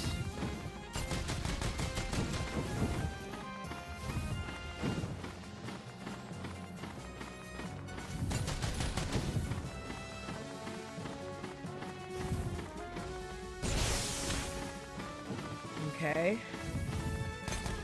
So, like, I just wanted to say that, and if y'all will let me know too. Like, I see some of y'all saying, like, you got changed for better, like therapy. Like, I feel like a lot of us, I think too, that was the moment where I was just like, you know what? I just feel like introverts are a blight on the system. No hate, you know what I mean? But like y'all, some of y'all, not all of y'all, but some of y'all are just like, y'all are ruiners of good things. Like, y'all just really do too much a lot of times, and it's upsetting. Like, y'all just don't leave people alone and let people be. Y'all always have to be making us do shit. Like, health-wise, I started to actually get better. It was nice. And you know what was even more fun is, like, when you got sick. Obviously, it's not fun, but when you got sick, you could just, like, take the time to get better. Do y'all remember that? Wild times. But now, Taylor is going to take us through it. Okay, hold on. I got to hit pause because... 2020, when COVID began to spread, the U.S. witnessed a momentary glimpse into a more equitable society. The entire U.S. government was taking care of its people in ways that it hadn't before. The U.S. government has spent so many years since blasting the public with propaganda that a lot of people today have forgotten just how revolutionary 2020 was.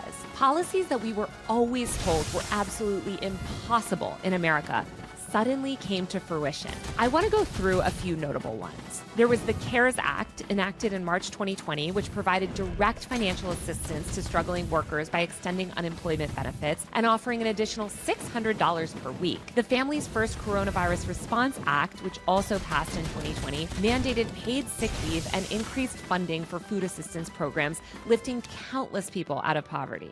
On a state And I would just like to say, this is why it pisses me off even now when some random right-wing person starts telling you like, oh, they can only have that healthcare in these countries because it's smaller. And I was just like, what do you mean? What are you talking about? Oh, and they don't have illegals everywhere. You're like, what? What do you mean? I don't, oh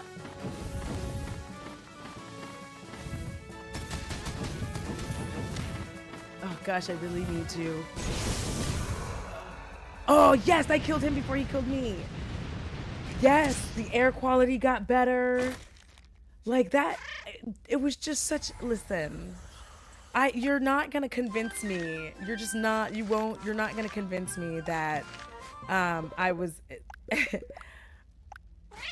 like sometimes it's depressing because I think about like what my life was during that time period and like how much it's not that now, and it's upsetting.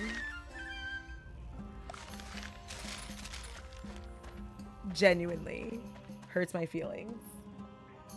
State level in 2020, states like New Mexico began offering free childcare, a policy that lifted approximately 120,000 people above the poverty line. The state even began taking budget surplus directly from oil and gas revenue to fund early childhood education. This stuff was so progressive, I actually can't even imagine it happening now, which is again because of the downstream effects of all of this propaganda trying to make us forget this stuff. Other states, including Connecticut, implemented universal free school meal programs, ensuring that all students had access to hot, nutritious meals, regardless of income, for the the first time. These policies and dozens more resulted in a significant reduction of food insecurity across America. In 2020, SNAP benefits were increased and helped feed over 15 million young people. From 2020 to 2021, the expansion of food programs across the U.S. resulted in 2.4 million households no longer being food insecure. I can't explain how life-changing this stuff was for millions and millions of people in America. And people weren't just being fed. Millions were also suddenly able to get health care in 2020. The government made it easier than ever to enroll in Medicare. It is so hard to use. Dog, don't even get me started. It's so upsetting. It really, okay. Look, we're all just out here like, I feel terrible.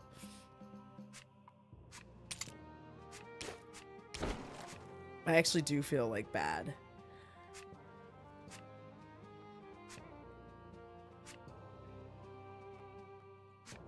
Wait, what?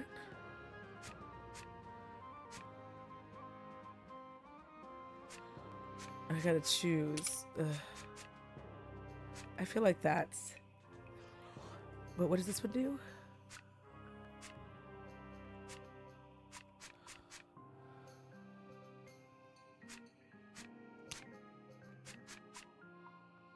Okay.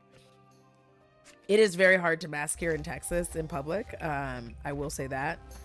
I can at work, but it's relatively difficult to do because of laws. Like, you're talking about a state that's making it like illegal for you to say anything against Israel. And I don't try to come up with cute names for it because I think that that diminishes the awfulness that they're doing. When you have Piers Morgan out here just being like, I have to accept that it is indeed a genocide, we have problems. Like, obviously you're on the wrong side. Like, let it go. Let's move on. Let's help this. Let's stop this while we can.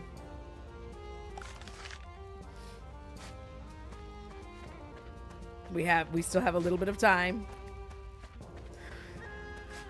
We're already really late, but we can still do it. And Medicaid, which resulted in millions of people who had been previously unable to afford health insurance suddenly able to get care. The government invested $145 million in expanding telehealth services, meaning millions of disabled and housebound people could finally access care, some for the first time in decades. In the Treasury Department's ERA program, which provided over $46 billion to support housing stability for renters. There was a nationwide eviction moratorium, and the government rolled out a suite of tenant protections. California, actually, where I live, helped thousands of previously unhoused people gain access to permanent housing. I don't want to go on too much, but these are just a sliver of the policy. She said, I don't want to go on too much because I don't want you to get super depressed, but like these policies saved our lives. Like, oh, I remember when I was listening to this video while I was working and like tears literally sprang to my eyes. Like sprang to my eyes because I was just like, wow, what a world we lived in at one point. What a life we led. I'm just trying to make sure I've covered all of my bases and gone everywhere that I can go in this like little area. It was just like so damaging, painful. Did I go down those stairs or did I go down this last time? I went the same way. So I get side-eyed and talked about. Yeah, it's like laws here and I am brown, so I'm just gonna go with whatever it is, you know. I'm just gonna try to live and not get beat up. I would prefer not being beat up with a nightstick. So that is what I've been going for, is the don't beat me up option. Because I have had one really super terrible encounter with a cop before, and I prefer never to. For me, super terrible, considering I hadn't had to experience that in most of my life.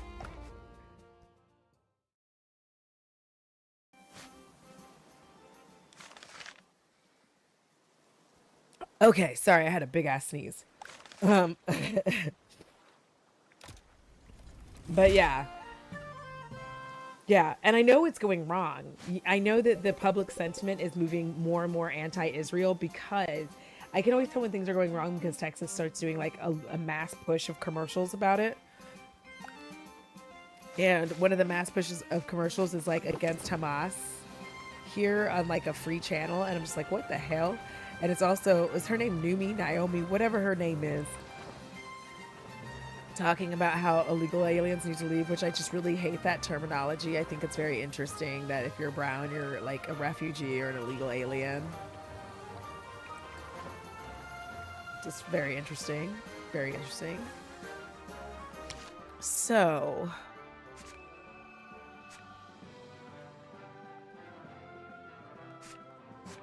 I think I do need to go right here right quick. Because I think I have one of the things that he needs. So yeah, this like breaks my heart. Every time she starts talking, I'm like, no. That we saw the government enact during the early days of the pandemic, and they showed everyone in America for the first time ever what was actually possible if we allocated just a fraction of the billions and billions and billions of dollars that we spend on the military and things like tax cuts for the rich towards the public good. I just want to talk about 2020 a tiny bit more for a couple minutes because, again, there's this multi-billion-dollar propaganda campaign to try to make you forget all of this stuff. And it's really important to remember what happened that year if you want to understand why we are where we are today. In 2020, as millions of people shifted to remote work or faced unemployment, they began to question traditional structures of labor and productivity. People started to realize that the economy could function differently and that it could prioritize human well-being over relentless productivity. These mass realizations sparked widespread discussions about systemic inequality and the role of the government in addressing it. Mutual aid networks flourished throughout 2020. Communities organized to provide each other with food, medical supplies, and support. We were all encouraged to mask and protect each other from airborne disease, not just kill our neighbors and service workers with unmitigated COVID spread. These grassroots efforts exemplified the potential for collective action and solidarity. And it still burns my buns. Burns them. Burns my buns to the deepest depths of burning that my buns can get burned. Burn. That because we could not be bothered to just behave for like just a minute, you know what I mean? Like COVID just whooped our asses, people. Because it was a workers' job market at the time. At that time I negotiated a 4-day work week and a $5 raise. I even asked them to throw in a new chair and they did, and afterwards my whole department negotiated a raise. Yes. Me when my buns get toasted. Yes. In 2020, we also saw the rise of the nature is healing meme, which spoke to the environmental impact humans were having on our planet. As skies cleared with fewer people commuting to their offices, carbon emissions dropped, and many wondered out loud, what if we didn't go back to normal? What if normal was the problem? Climate disasters, from wildfires in California to hurricanes devastating Central America, reminded us all how urgent the climate crisis had become. The climate movement gained momentum in 2020 as people started to argue that the economy should be restructured to be both greener and fairer. As everyone became extremely online, and it's just like, it's so... I feel like too, like this was an era where... Let me figure out how to say this. I truly felt like for once, as a people, and as a nation, we were trying to move forward. Like, wild, right? Like, how dare I? But I did think that. I thought that we were moving forward, that we were actually going to progress. And then we just said nar.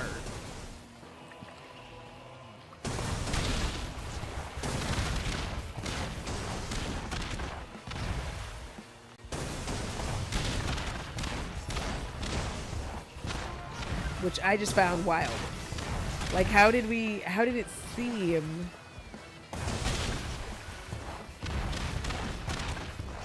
like we were going to do better? And we were actually going to I don't know, I felt it had that sensation of oh, America's finally gonna progress. We're gonna start having healthcare for people that is helpful, and we're gonna do shit that's gonna allow people to live. Work from home became an option that was normalized. Like, companies gave a fuck about, like, you being alive. People didn't want you going to work when you were sick of shit.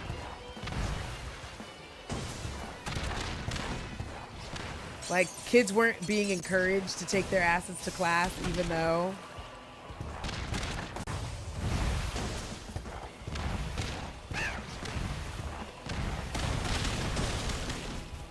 Listen, I'm over here trying to keep my shit...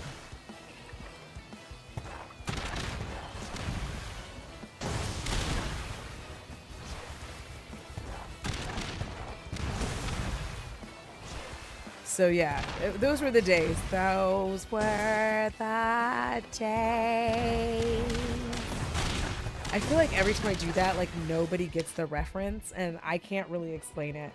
People began to leverage the internet as a powerful social justice tool. TikTok became a tool for IRL organizing and protest planning. Masses of people began connecting with each other online and building support networks. Suddenly, people realized that the internet could be a weapon against elite systems.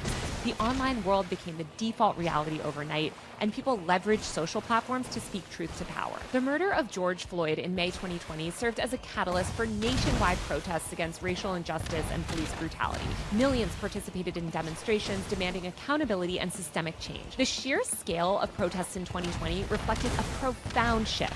In 2020, phrases like white privilege, systemic oppression, and defund the police entered the mainstream. Institutions from corporations to universities rushed to acknowledge their role in perpetuating injustice. A lot of it was performative. Yes. A lot of it was performative. But some of it was real. A lot of it was, in fact... You said, I don't know anything about video games, but this is so cozy and fun. Thank you. I just like to talk about things, and sometimes I just don't have the energy to, like, be on cam. I love being on cam, but this is not one of those days. I took down Meowtalica's baddest ship. Yeah, look at me. Picture me rolling.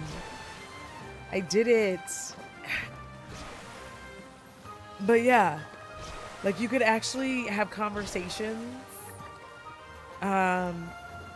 And people, like, understood what you were talking about. And, like, you could actually explain white privilege, and people weren't like, how dare you?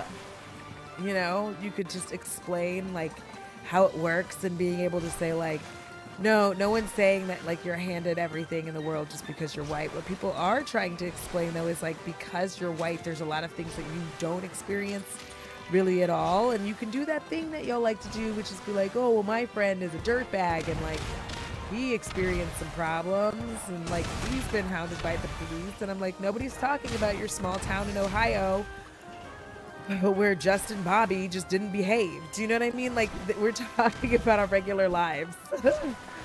We're talking about how, like, people of color disproportionately have to be, like, worried when they come across police. You know, like, terror in your bones, where you're like, your whole body, like, freezes up. You're like, oh shit. You know, that kind of shit. And, like, people were eager to learn, and there are a lot of people who actually wanted to be anti-racist. It wasn't just, like, some shit that they were saying to feel good about themselves. They, like, really did want to try that on for size. So it's just, like, wild, you know? It's just wild now that this is where we are. Real. Again, in 2020, for the first time, millions of people began questioning the legitimacy of systems that were long seen as unchangeable. Why is healthcare tied to employment? Why do billionaires exist in a world where children go hungry? Why do we spend more on police and prisons than on schools and housing? 2020 marked a turning point, a realization that the world as it wasn't working for most people, and that another, better world was possible, one where people are valued more than profits. Millions of people began to see clearly what had been hidden in plain sight for decades. Of course, not everyone embraced this moment. The backlash was real and predictable. The term woke was treated like a slur in some circles and a way to dismiss the very real empathy and awareness that defined this era. But the pushback only confirmed that a major power shift was underway. People were finally beginning to seek systemic change, but then the boot came down hard. Biden was elected that fall and began working over. Listen, when she says the boot came down, baby, I had never seen anything like this. Like, Suddenly, it felt like you could just feel the shift. Like all of a sudden, we went from ACAB and defund, like ACAB, to like just like defund the police. Like maybe we should have like maybe a little bit less money for the police, but they should still have like money, right? Like we can't. What are we gonna do without the police, right? And you're like, no, ACAB. No, absolutely not. ACAB. And they're like, no, but like, what if you get robbed? And you're like, they show up at the end. They don't stop the robbing from happening. Do you not realize that? And they're like, what? And you're like, yeah. It was just like a lot. It was a lot. It was very frustrating. It hurt my feelings for real. As I saw in a pin, just because someone wants equality does not mean you will lose yours. It's not pie. Yes. And like that was the thing we like so many people had to keep trying to get across. It's like you're not going to lose. Oh, I'm gonna wear this. I'm wearing the Fisher Cat attire. Yes. I just look so handsome.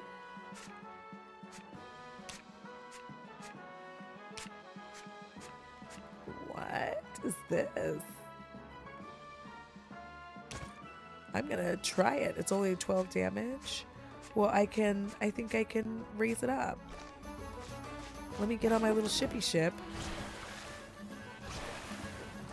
and take my happy ass to whatever island I need to go to. Fuck you, birds. I've always been politically aware and involved, but that Biden shift really made me, yeah. I genuinely cannot even begin to describe how pissed off I was that was our option. I'm still mad about it. Listen, there is a timeline where Gore won and like just so much got better. You know what I mean? There is a timeline where Al Gore won and so much shit actually got better. And it's very upsetting. Like, hi, Envy. Hold on, let me do some shout outs here. That's a 1. Because I hadn't done it yet.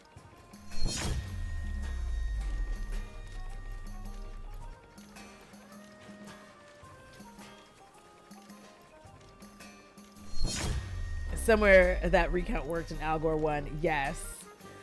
Election day was my 30th birthday. It took us hours to vote. I'll never forgive them. Yeah.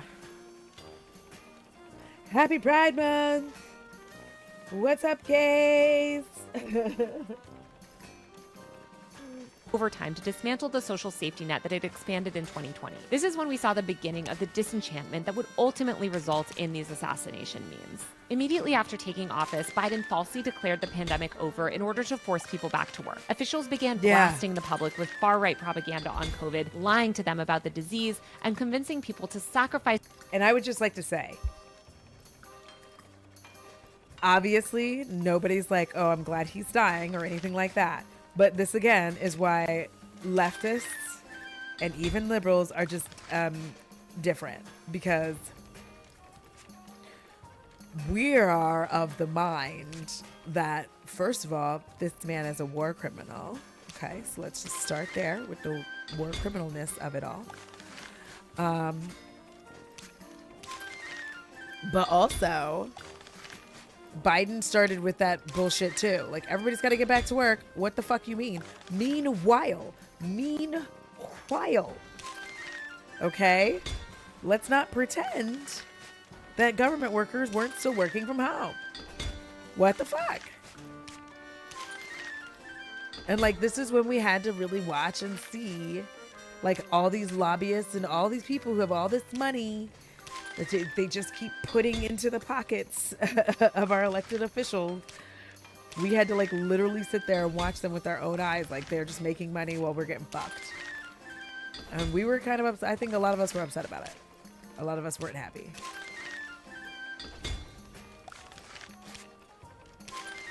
Cause like, the fuck you mean? Yes, that was the pregnant chat election.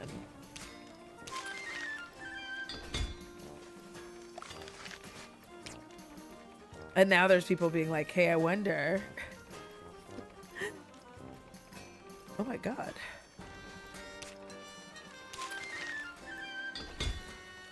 I think I'm gonna put this hat on. This hat is way better than whatever this is. I'm gonna get to level 13.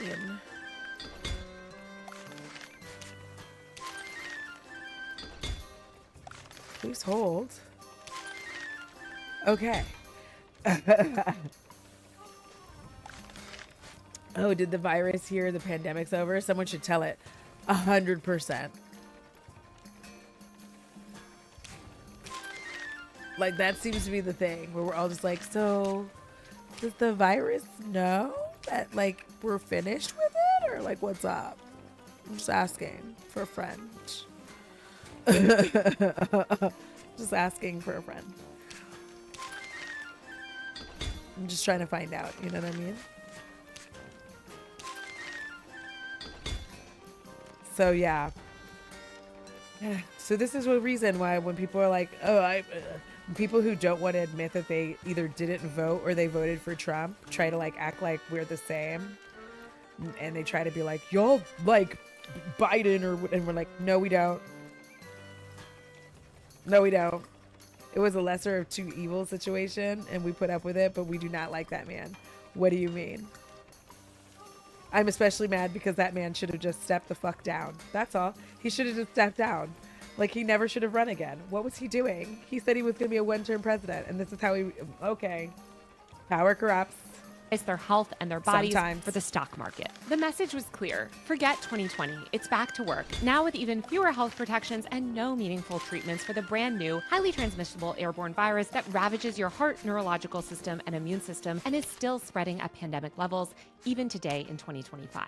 Jamie Cohen, a media studies professor at CUNY Queens College, told me, quote, Biden rushed the end of the safety protocols in part because people started to gain a sense of consciousness. Biden and other elite leaders realized the collective power that the public had in 2020, especially online. People were realizing that we too could have the social safety net that many other countries in the world benefit from. And it's a conscious choice by people in power not to let us have it. People on the left and the right also gained clarity about who was really in charge and who controls those levers. But while Biden could force people back to work in unsafe conditions, he couldn't force them to be less online. And by 2021, we were already seeing that there was no longer any distinction between the offline and online worlds. The wall between the two was completely obliterated. And nowhere was this more apparent than at the Capitol on January 6, 2021.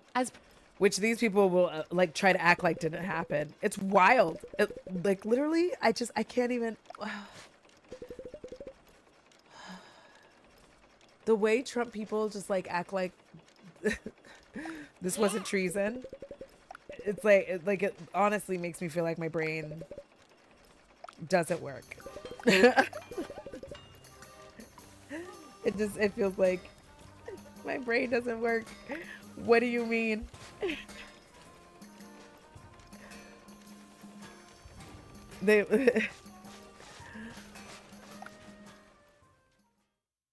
Yeah. I mean, like that, the whole thing with TikTok, we know. Like, I know. I have not opened up my TikTok account on my phone since all that happened. Like, since it got bought, I was like, no, I'm good, actually. Can you? Because I don't know if I have anything for... Oh. Well.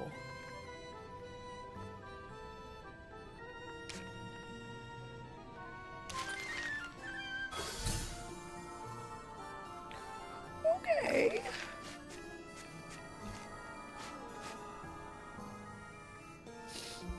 I meant to ask if anyone had heard the incel that proposed a game show to... Yes, I did hear about that. It's Horrific. Protesters stormed the building that day. They carried flags and wore t-shirts emblazoned with memes like Pepe the Frog and the Kakistan flag, which originated in extremist online subcultures. Reactionary influencers live streamed the insurrection as fans rewarded them with digital gifts and money, depending on how far they made it into the building. Yeah. This convergence of internet culture and physical action signaled a new era where internet-born ideologies could precipitate real-world upheaval at scale. The insurrection proved without a doubt that the internet's influence extended far beyond screens and could manifest in tangible, often violent actions. The event also marked a moment where a significant portion of the populace began to perceive violence as a viable means to achieve political ends. Surveys conducted around this.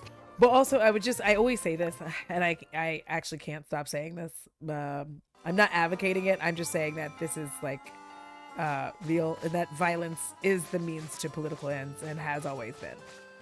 It has, the peace doesn't come until after the violence. Like, I just need to say that clearly, because I think, especially like a lot of white people in America, no hate to white people in America, but you know, you only know what you know at the time that you know it.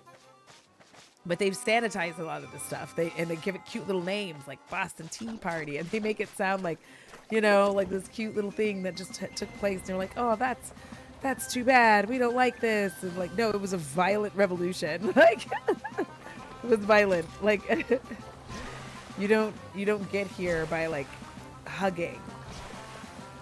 You know what I mean? Like, that's not how it works.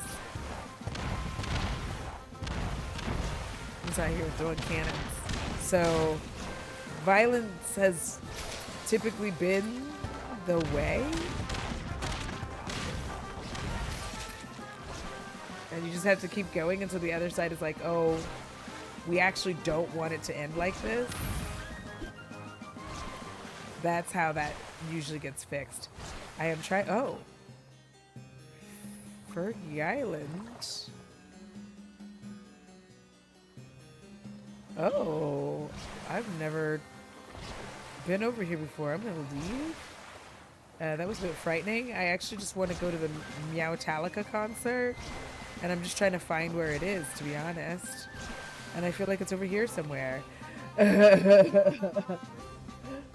Period revealed that approximately 40% of Republicans and 41% of independents believe that violence against the government could be justified. This idea that violence is the answer or that violence is necessary for political change is not typical in a functioning democracy. And this was back in 2021. A Pew Research... She is correct. But we've been having problems for quite a while. This is... In the immortal words of Five Finger Death Punch before I go use the restroom, motherfucker, war is the answer. I'm sorry, but yes, I do listen to Five Finger Death Punch. I used to. I don't listen to it as much now. But there is an album that I'll still listen to. Anyways, I'll be back.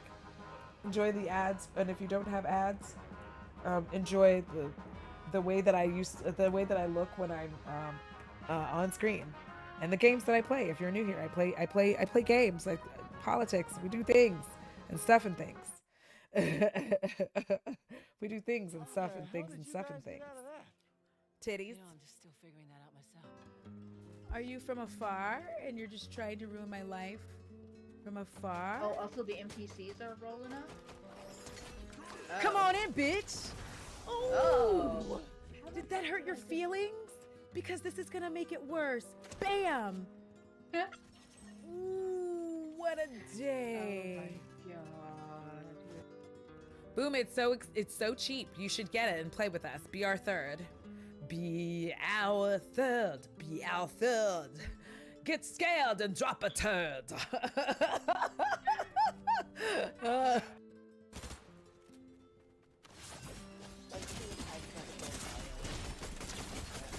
Oh my god, that's the second time they've tried to do that shit to me.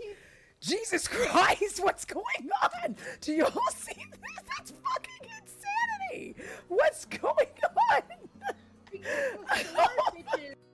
And if you don't know me, what I can do for you, I hope nobody's trying to shoot me yet. Hold on, don't let them murder me. There are definitely a lot of haters. Oh, son of a bitch. Hold on. Give me just a second. I gotta murder first, and then we'll do introduction.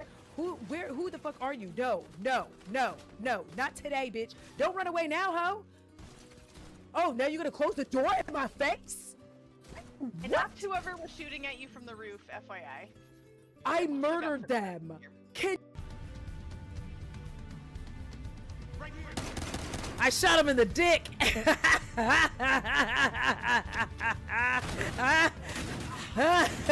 Shot him in the dick too. I'm a dick shooter. I'm so sorry. Listen, please don't listen to me.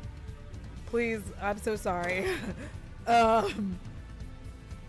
Your hairy pet. If you're not gonna bring out your hairy pet, then quit it. Like, I'm tired of y'all doing this shit. Out here stunting.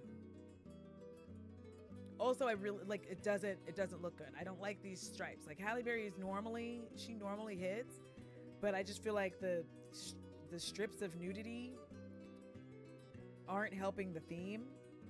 Commit or don't. Like, I'm like, yeah, show me your hairy pet.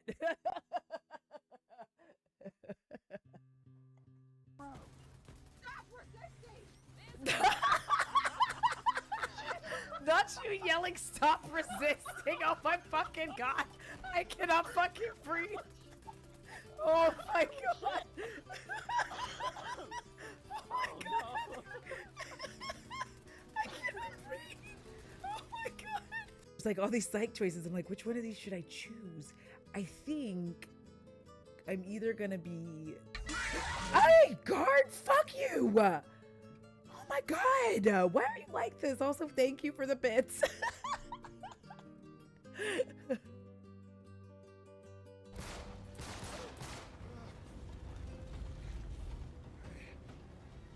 Okay.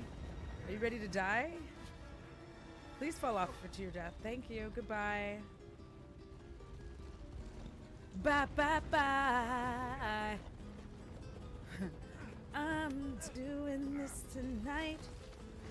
And now you can't start a fight, 'cause you fell into the hole. Hey baby, goodbye. Done. I know that you can't talk no more because you died.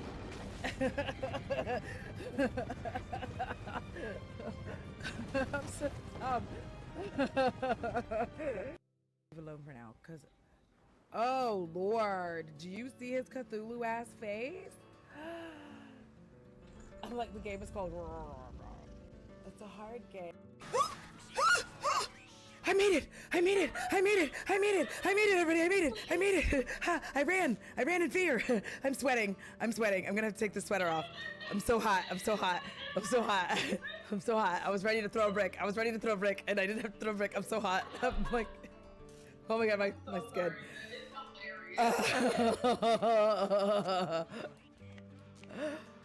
Oh my. Sorry, Corey, if you hadn't, but I've never done it. Be gentle. I'm a virgin. I'm so sorry. Like holding this flyer. I can't. I can't. I don't understand. And they're singing to their own fucking flyer, please. They're like holding it like it's not a picture of the girl. Fucking. Oh, I can't breathe. Oh, I should have recorded this. Oh, I didn't know. It's too late.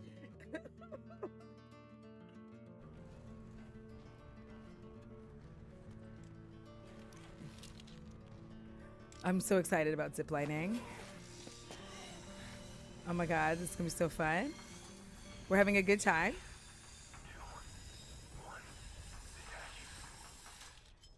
Oh my god, oh my god, oh my god, my booty hole, my booty hole. Oh, Jesus. Okay. Oh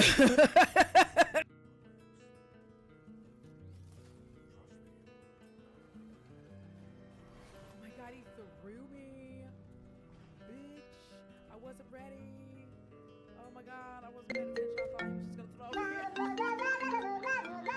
throw me. With 2 gold guns. Yeah. 2 gold guns. Oh, another one on the hill. Right. Oh, thank you.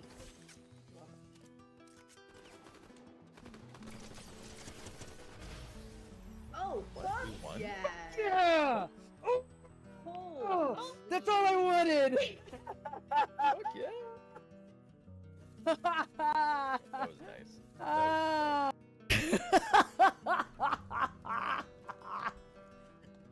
I am Okay, I'm back. My undone. lips are dry. Oh my god, every time he says dirty slut, like my body activates. And I'm leaving them that way. So, literally because I just know by the time it's time for me to shower and do all of that stuff and get ready for bed and take this god-awful apple banana flavored cough medicine. You heard me right. I did say apple banana flavored cough medicine. It's disgusting. It sounds, it tastes even worse than it sounds. Back into the video. Research poll at the time showed that the American public's confidence in the government had reached its lowest point in decades. There was a widespread perception by late 2021 that our government was driven almost wholly by self-interest and corruption, leading to distrust in the entire system. Ariel Hassel, assistant professor... It does work, okay? But it's hideous. It does knock me out. I do go into my sick coma where I sleep with my mouth open and I wake up and my tongue is super thick because your tongue is not supposed to get dry like that. of Communication and Media at the University of Michigan conducted a study at the time that found that cynicism was skyrocketing, and pretty much everyone was starting to see our political system as a farce. This cynicism was being seen outside the political arena too, in things like the rise of meme stocks and the great GameStop pump around this time. Online communities like the subreddit Wall Street Bets were suddenly bringing institutional stock market investors and trading apps like Robinhood to their knees. People, especially young people, began to see that I lived for this. I'm sorry. I didn't get involved because like I don't understand stocks at all, and I'm not going to be a person who pretends that I do because that's just not smart. But the way nerds just went out here and just fucked shit up, I was so impressed. I was so impressed with their work. I was like, do it, nerds. Because it was about time that those rich assholes got a taste of their own medicine. Unfortunately for all of us, they then pass laws to stop us from doing that. Isn't that interesting? How when the poor finally get like a hand up on something, they make laws to stop us from doing the things that they do? Okay. Everything could be manipulated and nothing mattered. The entire idea of working a 9-to-5 for 40 years just to one day retire in a meager house before dying of lack of health insurance seems like a scam when you could just make millions overnight pumping AMC without ever even going to college. The crypto boom throughout 2021 and 2022 exacerbated this nihilistic sentiment. This period led to what was essentially a mass blackpilling, a term that denotes a deep-seated cynicism and disillusionment with systemic structures. This disillusionment manifested in various ways. Most people, including most liberals and leftists even, were treated into full-on COVID denial. Overwhelmed by the scale of public health challenges and apparent indifference of leadership to mass death, they drank down right-wing propaganda. Others vocalized their dissent, trying to explain that COVID never ended. It didn't just go away. The government just wants you to ignore it and to keep working. They only face backlash and abuse. This environment of gaslighting and suppression amplified people's feelings of isolation. By 2022, pressure built and people could feel that life was never going back to normal. And here's the thing, my cynicism started a long time ago. If we want to start getting into it, like my cynicism started a long time ago. Okay.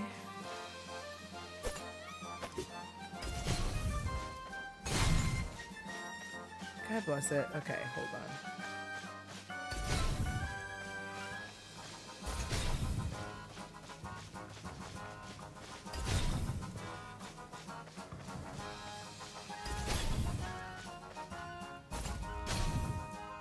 Oh man. Of course I fucked it up. My cynicism started in the 90s somewhere. But like, I'm old, you know what I mean? But like my cynicism was really bad by then because I could just outwardly see how like these folks just did not give a shit about us. It started with Gore, to be honest. I just started being like, who gives a shit about voting if these people can literally just like do whatever they want? And hey, you stupid ass fish, stop.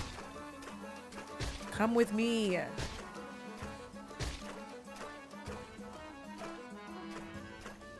If people could just like do what they want. Like that's really what started my cynicism, where I was like, who cares about voting? Who cares? Like, it doesn't work, you know? Like, it is why even right now I'm just like, we're not going to magically vote ourselves out of this hellhole. I personally am like, we have to abandon ship. We have to abandon ship and leave this hellhole for everybody else to deal with. Like, for all the people who want to live in their like right-wing utopia where nobody can do anything at all, we just need to abandon it and like let their rules and all this shit. Like, we need to start crowdfunding and doing all the things we can so that we can all leave and just like leave it for them. And when they have no one to blame and no one to hate, and there's like no illegals and there's no black people, and it's just them and their whiteness and their hatred, like they're gonna eat each other alive. Okay. Ground had fundamentally shifted beneath them. Something felt off and wrong. It was different, but it was hard to pinpoint what. These feelings were immortalized in the meme that year that became known as the vibe shift. Denialism took hold, and this is when the memory holing of 2020 really accelerated. People were pressured to rip off their masks, throw caution to the wind, and stop caring about others. The public dealt with their collective trauma through hedonistic nihilism and deep narcissism. This was also reflected in a slew of memes that became popular around that time, all of which prioritized centering yourself above others. Pretty much everyone had main character syndrome, and there was this heavy refocus on individualism. The juxtaposition of mass death from unmitigated COVID spread and government inaction, coupled with a seemingly rigged financial and political system, fostered a sense of betrayal. And also, when you're talking about the COVID deaths, a big part of this too is that like we didn't see this. This is like one of those things about being an American people just don't talk enough about, is like how much of it we just don't see.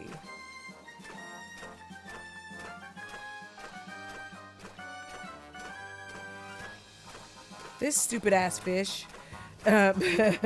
Matters anymore, so you might as well enjoy life. Unalive your neighbor by infecting them with a deadly disease. Who cares about vulnerable people anymore? Just get yours. Our entire economic and political system is being held together by a string, and all you can depend on is yourself. But while everyone was dancing their pain away in 2022, elites were reclaiming their power. In October 2022, Elon Musk arrived at Twitter HQ in San Francisco carrying a bathroom sink. In the first few months after taking over the company, he rolled back DEI policies and allowed hordes of white supremacists and extremists back onto his platform. He revamped the algorithm to boost billionaires and downrank progressive activists. He banned a slew of journalists, including me, for reporting critics. Genuinely, I'm never going to understand why people liked Elon Musk ever. I'm not. Because the first time I heard him speak, I was like, are y'all okay? Everybody was just like, no. I'm like, no. No. There's something about that particular type of speak that always like sets off my alarms, and I just thought it was weird to me. Can you not like shoot these? I'm so annoyed. He's gonna go back in there, this little fucking shithead.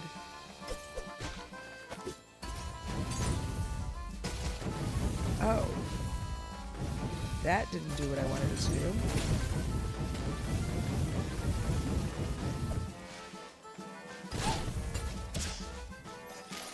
I gotta see if I can find one of them birds. Same, I never got it. Yeah, I didn't get it. People were calling him Daddy Elon, and there are people who, like, when I said that to them, they're like, you're kidding. I'm like, no, people were calling him Daddy Elon. It was a wild time. People were legitimately like, Daddy Elon. I was like, are y'all, like,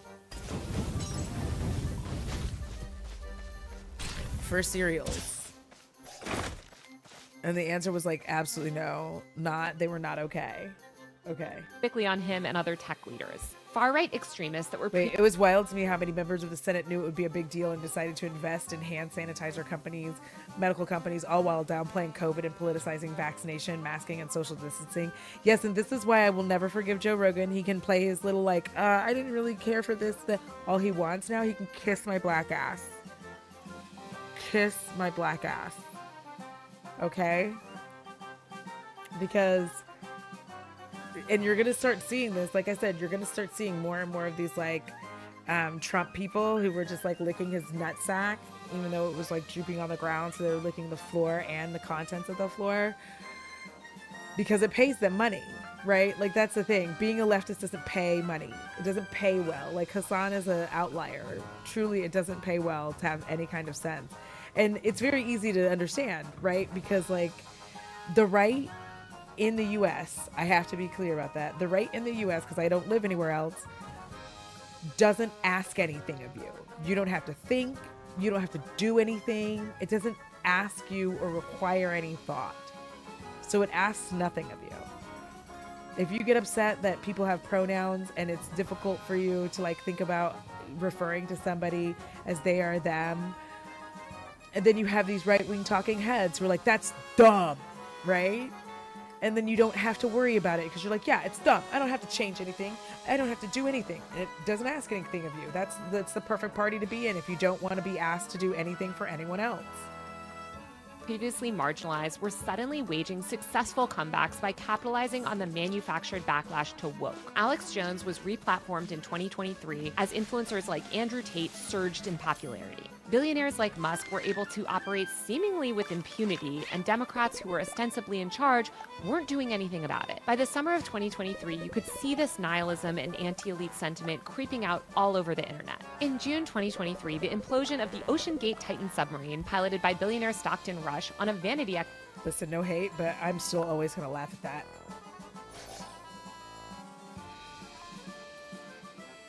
I'm always going to laugh at that because if you're so rich that like your thought process is I'm going to get on a shoddily built tin can and take it to the depths of the ocean, like I don't know how to feel bad for you in that regard. Like it's hard.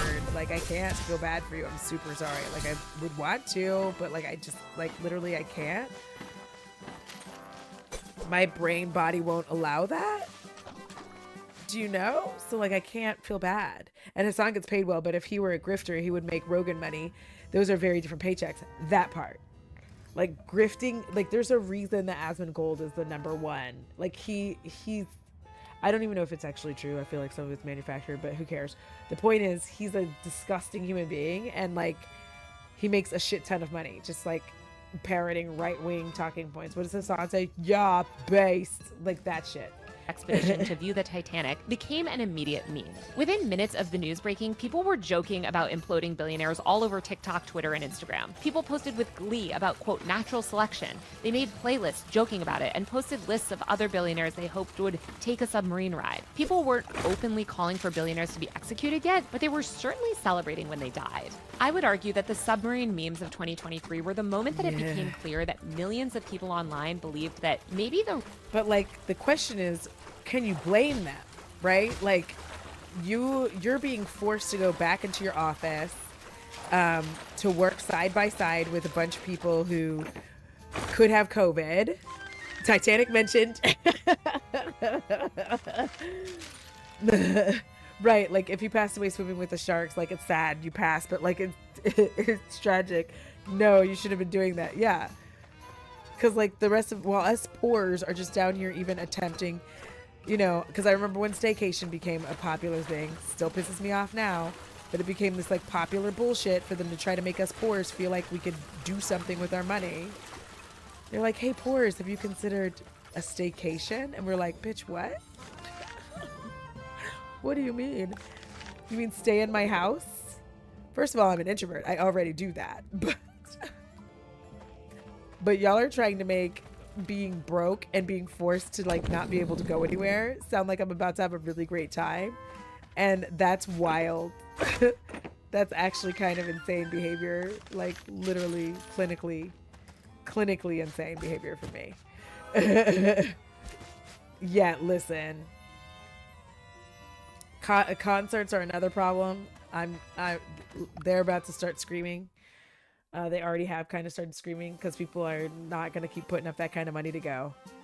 Rich shouldn't make it out alive. That same month, we saw people rally around orcas who inexplicably began attacking and sinking yachts. Memes and Hey, certain news I sites have a joked mug for about that. the orcas literally eating the rich. By the end of that summer, Burning Man was engulfed in mud due to heavy rainfall, and the entire internet once again began relishing in rich people suffering.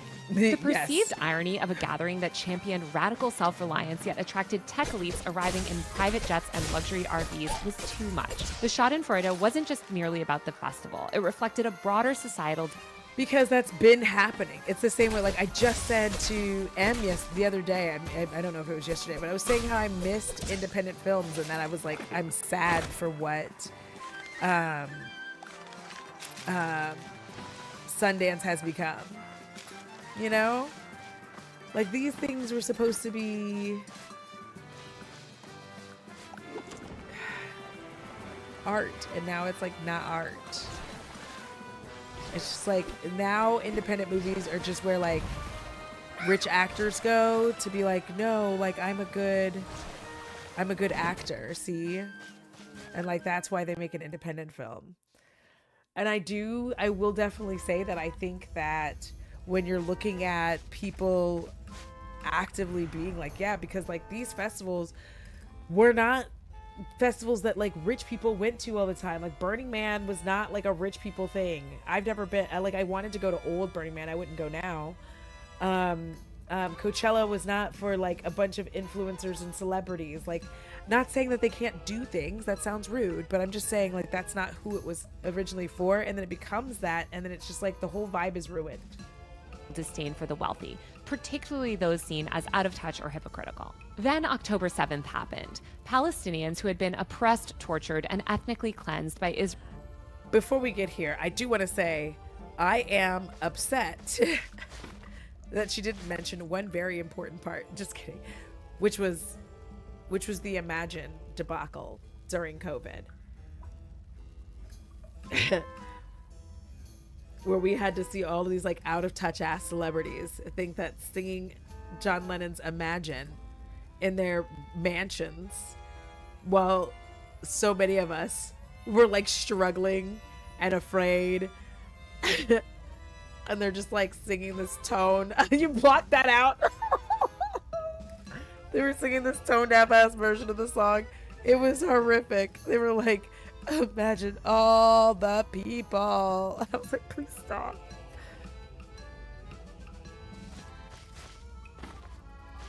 It was horrific. I hate Gal Gadot. Not just because she's pro-Israel, but also because she can't act. And it's horrible. Kalal, no. Oh, Jesus. Okay. Israel's apartheid regime for decades fought back. Israel responded by committing a live-streamed genocide for the entire world to see, slaughtering tens of thousands of innocent children and committing grave atrocities and war crimes. Israel murdered hundreds of journalists, bombed schools and hospitals, and did it all in the open for anyone with internet access to witness. But that's not how the mainstream media reported it. Suddenly, US airwaves were flooded with pro-Israel propaganda. Papers like the New York Times began pushing outright lies and easily debunked hoaxes in an effort to manufacture consent for the war crimes and ethnic cleansing of Palestinians. And just a side note, but a relevant note, is like the same thing right now is happening to Blake Lively. And again, I hate to be the one to tell you all this. Just because you don't like someone, it doesn't mean that they're wrong. Okay. College students and other people who spoke out against this were met with extreme violence from the police. Young students at Columbia University faced federal charges for peaceful protests, and the government under Biden began cracking down aggressively on speech. At the same time, RICO charges were being levied at protesters fighting against Cop City in Atlanta, and people who spoke up about social justice were fired from their jobs and blacklisted from industries. It was a radicalizing moment on the internet. Suddenly, people could see that our system is actually totally comfortable with violence, as long as the violence is perpetuated against vulnerable and oppressed people. It's only violence against powerful people that's punished. Kyle Rittenhouse, for instance. Yeah, you gotta love that. Like, we can't protest. We saw that with Trump, like trying to get everybody to like get Teslas, and they were like putting all these weird ass laws, trying to put weird ass laws out. Like, if you're caught doing this, we're gonna call you a domestic terrorist. Over a Tesla? Bitch, are you serious? Are you serious?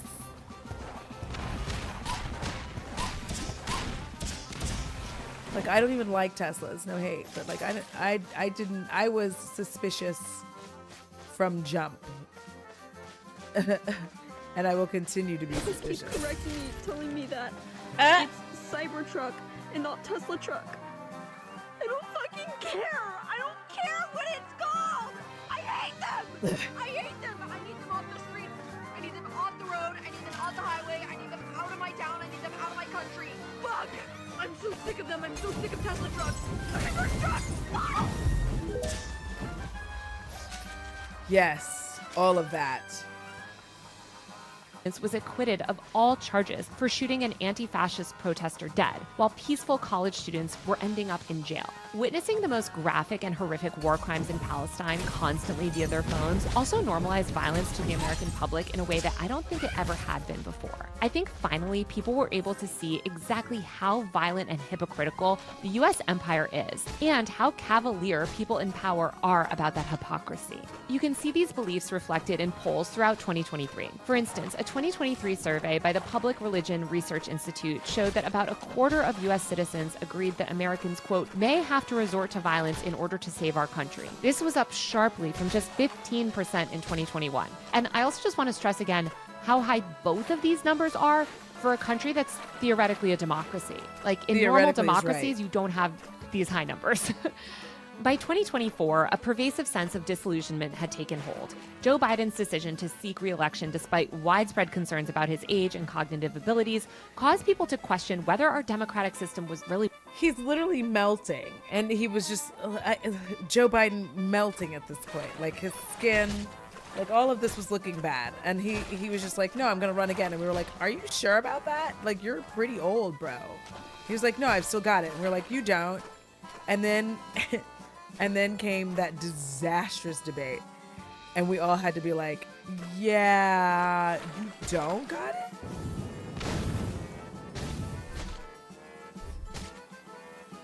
Oh, for fuck's sakes.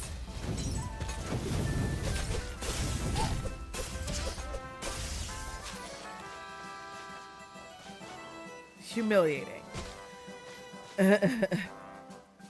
working. His disastrous debate performance and revelations about the Democratic Party's efforts to downplay his mental issues only sowed more distrust. For most of 2024, it felt like we were a nation sleepwalking, with no one at the helm. When Trump was shot at a Pennsylvania rally in July of 2024, blood wasn't even dry on his ear before it had become a meme. People bemoaned the fact that he hadn't turned his head even slightly to the side, which would have had deadly consequences. Yeah, the assassination attempt normalized discourse about Trump's death and fed these overall nihilistic sentiments. Later that summer, throughout Kamala Harris's campaign, the Democratic Party further disenfranchised people by refusing to listen to voters' concerns about Gaza, COVID, and more. In what became an infamous meme in August 2024, Democratic delegates literally plugged their ears to drown out anti-genocide protesters. It sent a clear message to the American public: we will not listen to you, and we do not care what you have to say.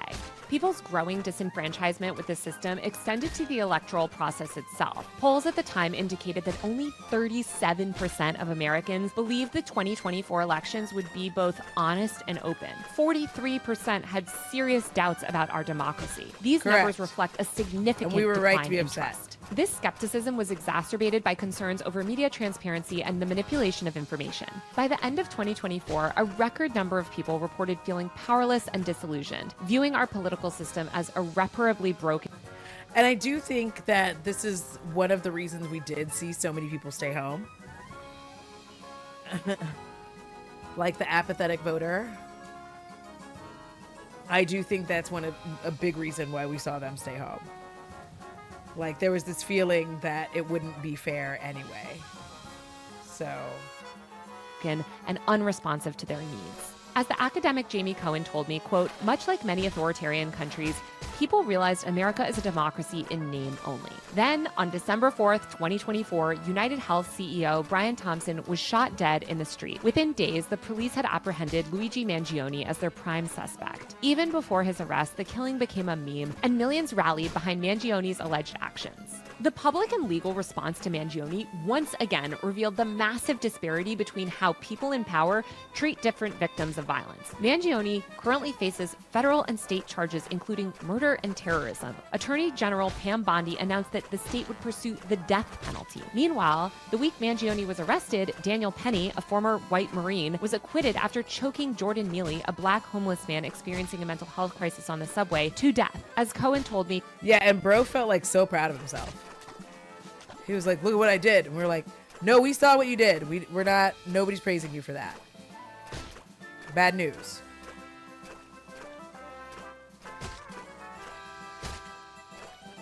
Why won't this motherfucker just get in the goddamn thing? It's like, whatever. But the thing is, of course, he's going to sleep well because he didn't see that black person as a human being, so it doesn't matter to him. Quote, it felt like there was no such thing as penalty any longer unless you're saying something that criticizes people in power or supports social justice. Just a few months later, in February 2025, the U.S. government responded to the escalating Tesla takedown protests with severe crackdowns, and officials began labeling acts of vandalism against Tesla cars as domestic terrorism. Yeah. Trump warned that people who harmed Tesla cars could face up to 20 years in prison, potentially serving sentences in El Salvador. The FBI established a specialized task force to investigate incidents of Tesla car attacks. At the same time, innocent lawful residents of this country began getting deported for thought crimes. Chaotic tariff policies have plunged our economy into chaos. We have witnessed the fucking tariffs, man. It's just like the way people just are willfully obtuse. The background music from the game is actually adding to this video. That's hilarious. I'm screaming. Like this weird little pirate music. I can't get this stupid ass fish to do what I want him to do.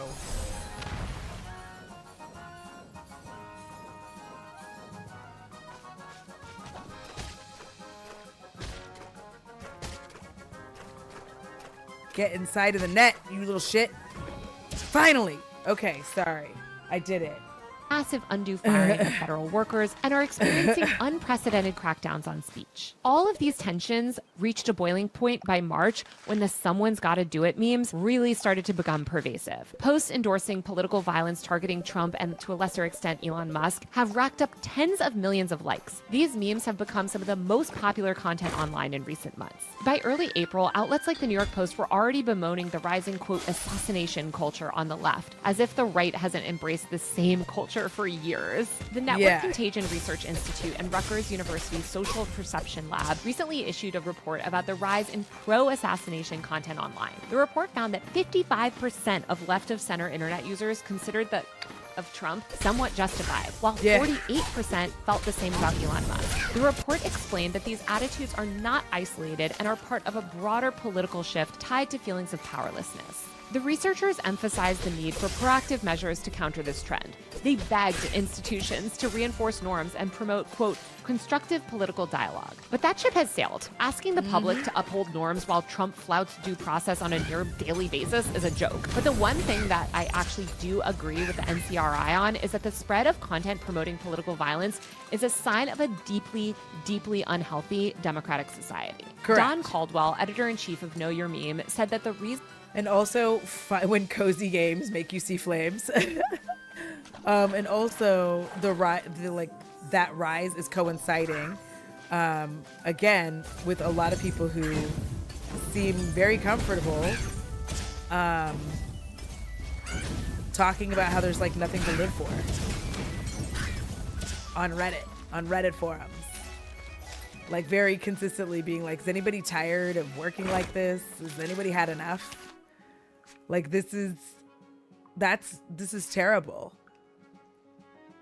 Okay, now I need to, I feel like go there. Like that's starting to make me really nervous. Because by the time they realize a thing like this is even happening, that people are not paying rent for 3 months, because it usually takes about that long to like actually get any system to evict people. So by the time you kind of get into knowing that, you'll have already had like multiple of these. We didn't pay bills or anything. We went on a fun, we went to Ibiza and now we're done with life situation. Yeah, the rise in nihilism with what no doubt will no doubt be a huge economic depression is scary. Yes. The meme. I just feel like a Vance presidency would be so unspeakably worse. And if it happened on the heels of an ass in nation, I love that. It feels irresponsible. And I know everyone is tired, but I don't know. That's where my unpopular opinions are. No, that's an actual good opinion though. Cause I feel the same way. I feel like he is a shark that we're not really paying attention to because we like to make our little memes and make little jokes. But unlike Trump, he's cognizant, so he would be a better hand to Project 2025. If you want my opinion, which obviously you do a little bit because you're here, would make him far more dangerous. Because he would toe the line. Trump is a problem because he's not following all of the things.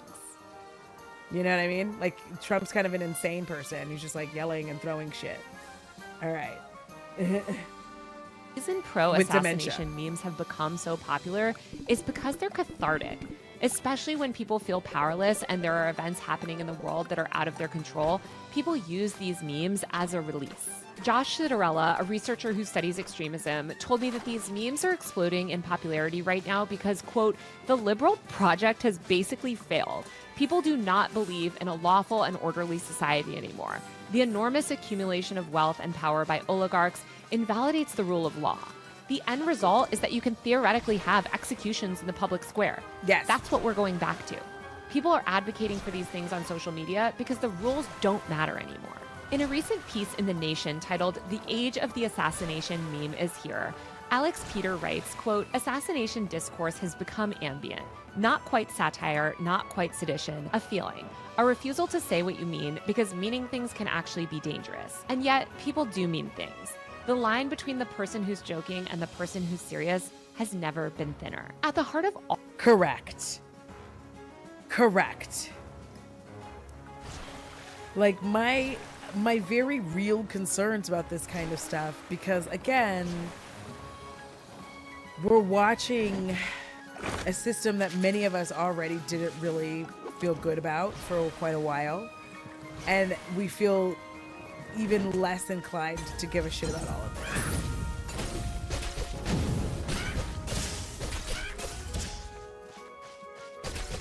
this. You know?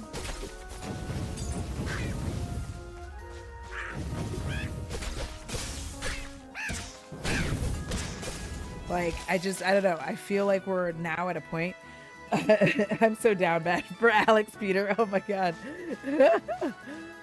But we're like at this point where like when there are no rules, and like this is why I keep saying when people say like I want anarchy, I'm like, no, this is anarchy and I don't like it. I need some rules. I need to feel like things are going to be okay. This is why we have no faith in the Democrats. It's why I was saying earlier today, like why we actually can't have a third party, why the Democrats and Republicans fight so hard against it, because then they'd actually have to do work. Right now they just collect checks and say they're going to do shit and then they never do anything. Like that's how it rolls. That's how they do it. They're just like, anyways. Oh, look at that. Okay, I see. Oh, what's Fertuga? I don't know if I have the strength. Let me see here. What is this? One cat's treasure. Oh, I gotta find another cat treasure. I'm trying to aid this monster with their research, but it's actually quite difficult. I don't like that this is called a golden tower for reasons. Thank you. I'm gonna go over there. Why not? They act like they hate each other but golf with each other on the weekend. Not only that, but like they're all supporting each other and making all this fucking money. It's like I kept saying, the whole point is that Republicans come, they fuck shit up bad enough and make, but while they're doing that, they make everyone rich, right? They make them and the Democrats rich, okay? And then the Democrats come in, they throw us some crumbs. It is kayfabe. Oh my God. Mimi, it is. It's kayfabe. the Democrats come throw us some crumbs and be like, look, y'all can be gay and get married. See, we care. And then nothing actually really gets done. All of this is a kind of disassociation. It's an inability to process the enormity of everything. The climate is collapsing, fascism is rising, healthcare is a game show. We're all screaming into the void. Is it really so surprising that the language of internet memes and murder has started to overlap? Oh! Hold up. Hi. Oh my gosh. Hello? Hey. Hi. Oh my gosh. Hello. Wait, hold on. We gotta wait for Feffy to say hi. Bitty bitty bam bam. Bitty bitty bam bam. What time is that? I'm like, what time is it? Hi, everybody. Hi. What's up? Welcome. Hi. Hello. How are you? I'm Audra. I'm sick today, so I am doing this. No, don't be sorry. No, it's okay. It's not like it's. Listen, I want to be done by 9, so that I can take my medication and go into my coma. You know what I mean? Go into my sleep coma. I can take this nasty ass apple banana cough medicine. I'm waiting for my cough syrup. 2 away. Thank you for the resub. Thank you. Yay. Thank you. Hi, everyone. If you're new here, here's a little video to give you a little intro into me. And then I'm talking politics. So if you're like not into it, but I'm playing a cozy game while I do it to make it more palatable because Jesus. Here we go. Oh my God. I am wet. Oh! You're not supposed to be here. Oh, I'm not? Shame she up and vanished when she did. I had a surprise lined up for her. Was it Dick? Not even calling me a little slut. Oh, babes. Oh my God, Jesus. Maybe you and I could spend some time together.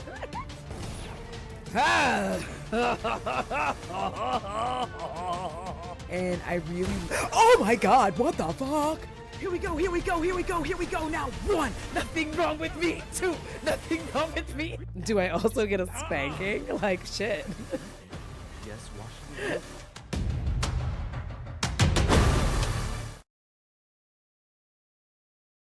All right, so if you saw that and you thought, you know what, that's not my cup of tea, that is okay because I am Coffee and I am playing Cat Quest 3.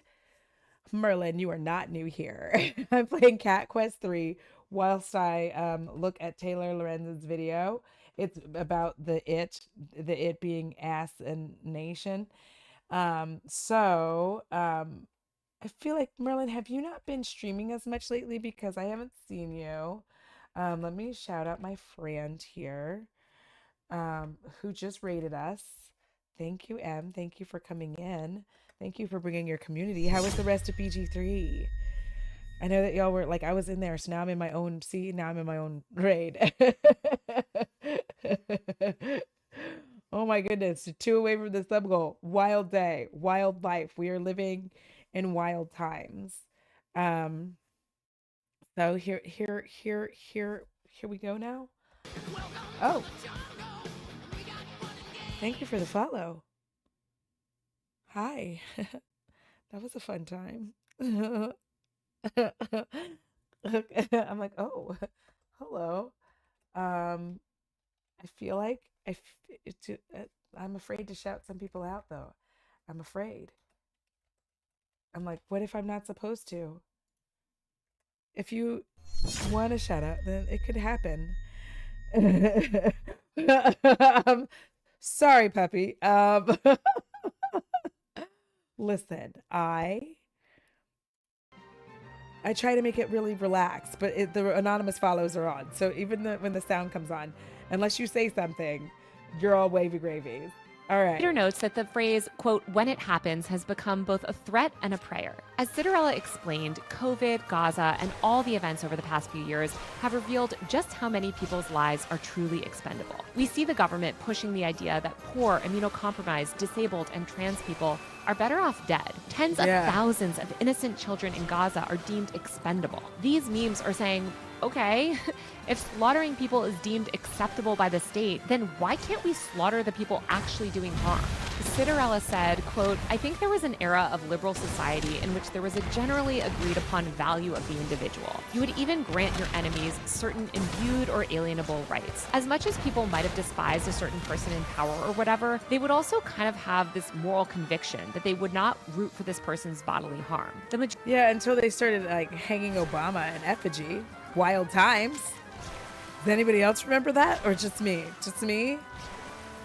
Is it because I focus on like the most gruesome details of things? Probably. Okay.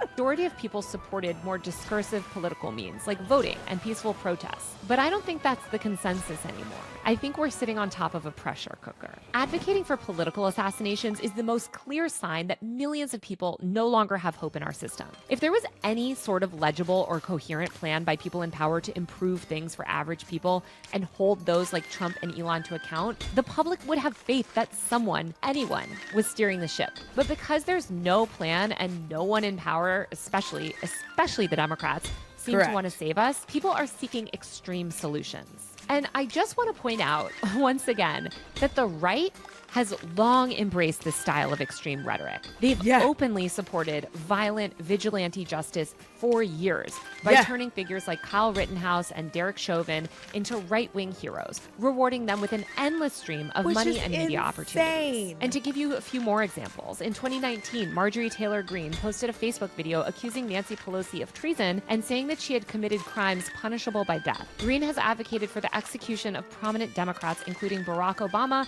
Hillary Clinton, as well as FBI agents. Lauren Boebert and other Republican members of Congress flaunt guns openly and call for violence against migrants. In 2020, Donald Trump Jr. posted a photo on Instagram holding an AR-15 rifle adorned with Crusader imagery and the phrase "Do Vault," a slogan associated with the medieval Crusades that has been adopted by violent far-right extremist groups. Kevin Roberts, the president of the Heritage Foundation, the architect of Project 2025, basically said that the United States is undergoing a second American revolution that might not be bloodless. Matt Shea... And just FYI, I've been saying that since.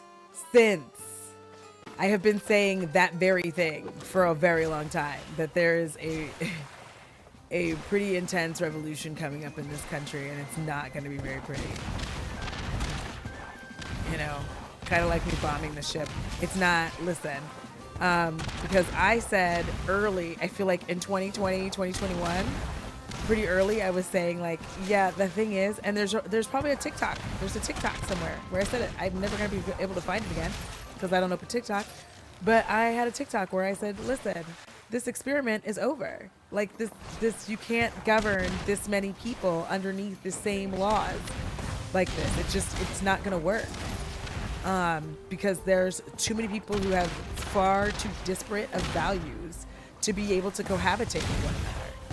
Like one crew of people, if you just want to break it down into its most basic of belief, one crew of people thinks that they should be allowed to tell everyone what to do and how to do it, regardless of whether or not they do it. It's like, it rules for thee and not for me. And one crew who's like, hey, we should actually try to do things that are good for the people. How they go about it is going to be different every time, right? I really thought, oh, so I guess I'll go there.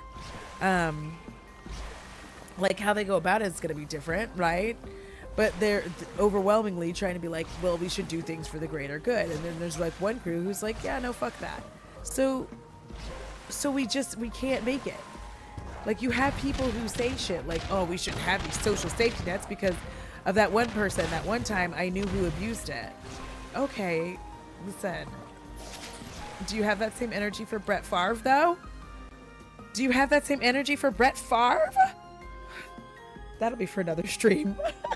a former Republican Washington state representative, distributed a manifesto that advocated for the killing of all non-Christian males who refuse to follow biblical law. Republicans frequently speak about executing migrants, undocumented immigrants, disabled and trans people, and others who they feel are undesirable. For instance, in 2024, Republican Congressman Mike Collins tweeted about Chilean dictator Augusto Pinochet's practice of executing political opponents by throwing them from helicopters. He suggested killing a migrant arrested in New York by giving them, quote, a free helicopter ride. As the 2024 article in The Nation notes, quote, the state isn't anti-violence, it's anti-unsanctioned violence.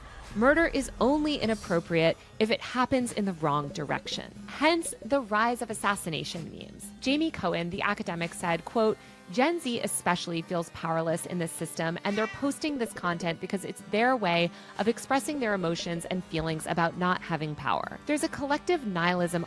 Especially because Gen Z right now has the least amount of power, in that they, like, a lot of them never even got to have the experience of, like, moving out on their own, having their own apartment.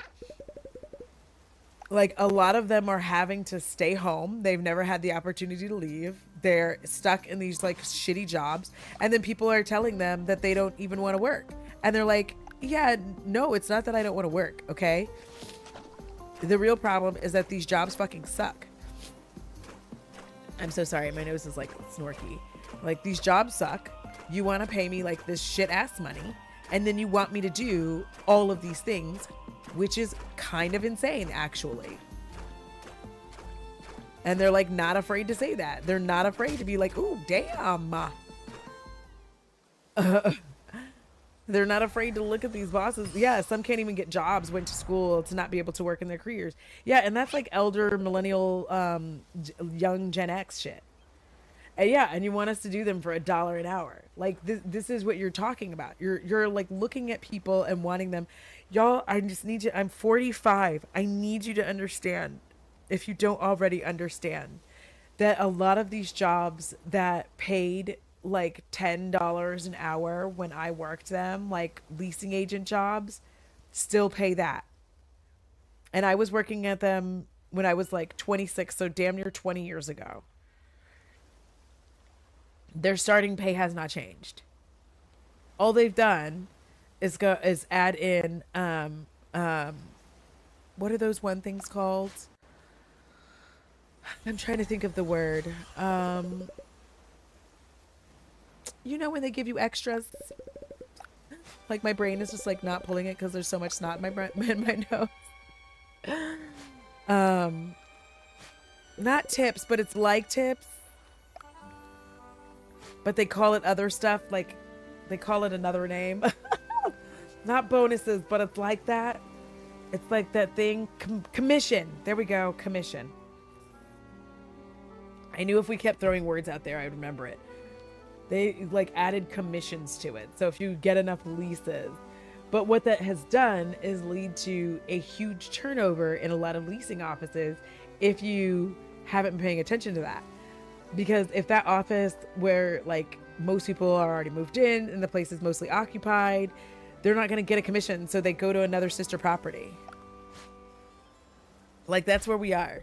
So you can't expect a young generation to be happy to not be able to experience their own independence for a little bit, get their own car, like any of this stuff, learn how to be an adult, and have a job that pays well. Like, why would you get excited about a job that's like, yeah, your starting pay is $36,000, and you're like, I'm sorry, for the year?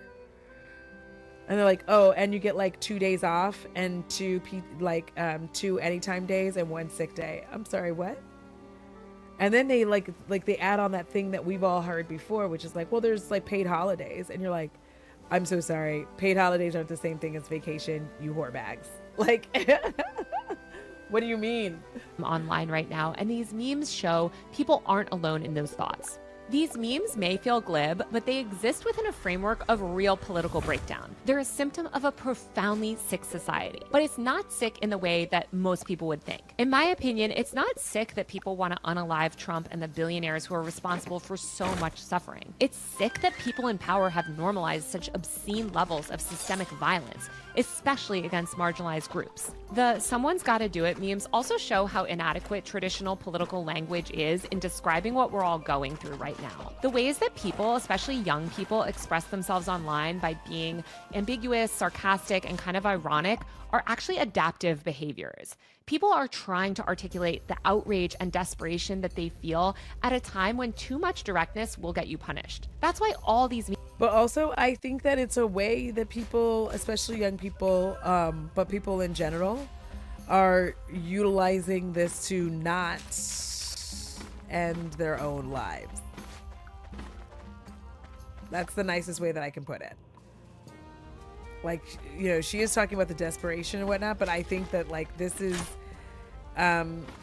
something that people are trying to use to not give up on themselves and to not end their own lives. So instead, it's this conversation because at least you get to see that, one, other people feel the same way.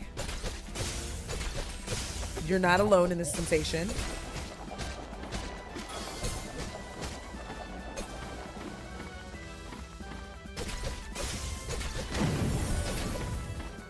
You know? So, like, because I think that kind of desperation comes from a very specific place. And that very specific place is like, I'm tired of feeling like this. I'm tired of feeling like there's no reason to live. Like, I'm tired of being stressed out at every turn. I'm being overwhelmed all the time.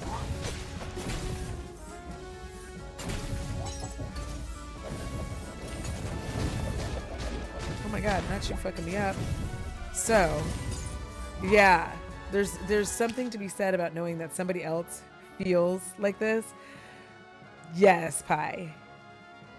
Because, like, there's something about being able to have that, like, nihilism and that absolute, like, depravity where you're just like, everything's bad, so may as well. And being able to get that out of your system so that you can just, like, get up and go to your shitty job and, like, not contemplate, like, the end. Memes allow for a certain level of plausible deniability. This is also part of why attempts to suppress these types of memes, whether from the left or the right, tend to backfire. Treating them like traditional criminal threats rather than cultural signals misdiagnoses the root problem. It escalates distrust and it reinforces the perception that the system doesn't actually fear violence, it simply won't tolerate dissent. And I'd argue that the more expressions like this are punished, the more they're validated in the eyes of those who share the public's underlying frustration. But what I hope I've shown you in this video is that the "someone needs to do it" meme is not just about venting frustration. It's a cultural phenomenon shaped by years of policy failure, betrayal, and institutional decay. It represents a widespread recognition that no meaningful change is coming from traditional political structures, especially the Democratic Party. Correct. And that basic terms of our social contract have eroded beyond repair. But if we want this energy to lead anywhere productive, we have to do more than just analyze the meme's popularity. We have to confront the larger question of what now? Yeah. What should we actually do? Listen.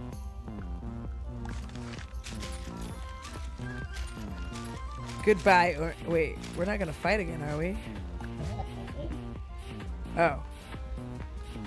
Yeah. Yeah. Satisfaction. Schmevolution. Ooh, I got a gold key or a key of some form. Cool. First chief find great star. Great star give first chief power. I don't know how I feel about this language, but we're just gonna move forward. Take key, find great star.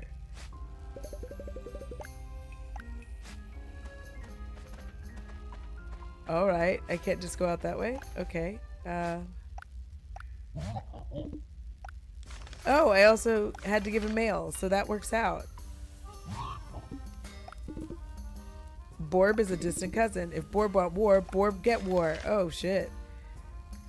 All right, so now I gotta. Oh, gosh.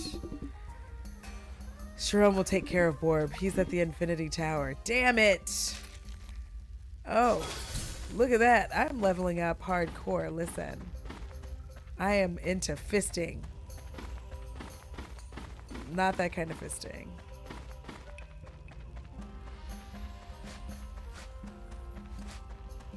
We should just be like, you know what I mean? Glad I made it out. Like, I made it out. Listen. I came to the Centauri ruins, and because of all the things I've done. Oh my gosh. All right, here we go. If nothing's changing. To answer that, we need to talk about the erosion of collective memory. One of the most significant political projects of the last 4 years has been the campaign to make us forget 2020. Forget the mutual aid, forget the federal eviction moratorium, forget the expanded unemployment benefits, forget the free child. Pepperidge Farm remembers. And it's me. I'm fucking Pepperidge Farm. I remember. I am depressed every time I think about how I could still be like home right now. Okay. Care. Forget the brief glimpse we had of a government responding to people's needs instead of corporate profits. Forget the spontaneous uprisings. Forget the decentralized care networks. Forget the sense that ordinary people were capable of extraordinary coordination, compassion, and solidarity. This revisionist erasure is essential to ushering in fascism. Get on your ship. Because if people remembered what was possible, they might demand it again. Instead, we've been fed a steady diet of manufactured moral panic controversies, false normalcy, and an intentional abandonment of public health and labor protections. Yes. The goal was never just to end pandemic safety measures. It was to obliterate the idea that a different kind of society had ever been glimpsed. But not. Yeah, instead, if you think that somebody, you should see what's in their drawers, nobody wants to use the bathroom in public anymore. Certainly not I. I'm like, no, that's fine. I'm really not going to have a weird ass embarrassing moment where someone is literally trying to like determine if I'm allowed to be in this bathroom. I'm good. That's weird. I'm not showing my genitals to anybody. Just just for S's and G's. I'm good. I'm not doing that. Thank you. Not everyone forgot, and that's part of why we're seeing the language of frustration grow sharper, darker, and harder to police. These memes are vague and ironic, but the emotion behind them is grief mixed with clarity. People see that the institutions meant to protect us won't, and the politicians meant to represent us don't. I see these memes as collective outrage begging for structure. This brings us to the ultimate challenge. How do we transform this bubbling outrage into systems that can survive and resist the slow collapse that we're all living through? I think that the movie Independence Day, could we have that? You know what I mean? Like they come and just like, okay. Not something we can vote our way out of. Both political parties have shown their willingness to align with fascism, ignore genocide, and abandon the disabled to mass death. No amount of messaging or getting out the vote will realign a system that views basic survival as a partisan issue. Instead, we have to rebuild what was briefly visible in 2020: community care, mutual aid, and horizontally organized support systems that bypass states. I am going to say that, like, queer communities have continued. We haven't stopped mutual aid. We've had to rely on mutual aid for a very long time. Because everybody hates us. So, because everybody hates us. Structures and center vulnerable people. And while organizing things like a food drive or Venmoing a friend for groceries is really, really great, what we need most is to design durable, long-term frameworks for collective survival. This means infrastructure, supply chains, legal defense networks, tenant unions, recentering public health, and it means doing all of this while also being honest about the scale of collapse that we're facing. To do any of this, we have to undo the propaganda that told us that individualism is the rational response to state collapse. This means undoing years of propaganda claiming things like masking is a personal choice and not collective care, that solidarity is weakness, or that we need to sacrifice vulnerable groups so the rest of us can live in normalcy. This means refusing to normalize mass death, whether it's here or abroad. And it means refusing to throw trans and other vulnerable people under the bus just because a politician told you that that's the price of winning. We're running out of time to do this stuff. If we don't want to wake up in a fully authoritarian state, we have to stop waiting for top-down reform. If we let these memes and moments pass by without building on them, I think we're going to end up in a really bleak place. We're going to witness what usually happens when authoritarianism and oligarchs take power. Most people will accept a slow decline. They'll retreat further into individualism and focus on caring for their immediate family over others and exit the political arena entirely. Authoritarianism rarely takes control through force. It's usually just through resignation. But see, I think that's the thing. I think that a lot of people are already making their exit plans to just exit the country, period. Like, we're gonna, like, there's gonna be nothing left but a smoking crater, is how I feel. Now, obviously, I could be wrong. Do you know what I mean? I could just be, like, losing my mind. But I do think that what's going to happen is, why am I here? Oh, maybe I have to deliver this letter? Oh.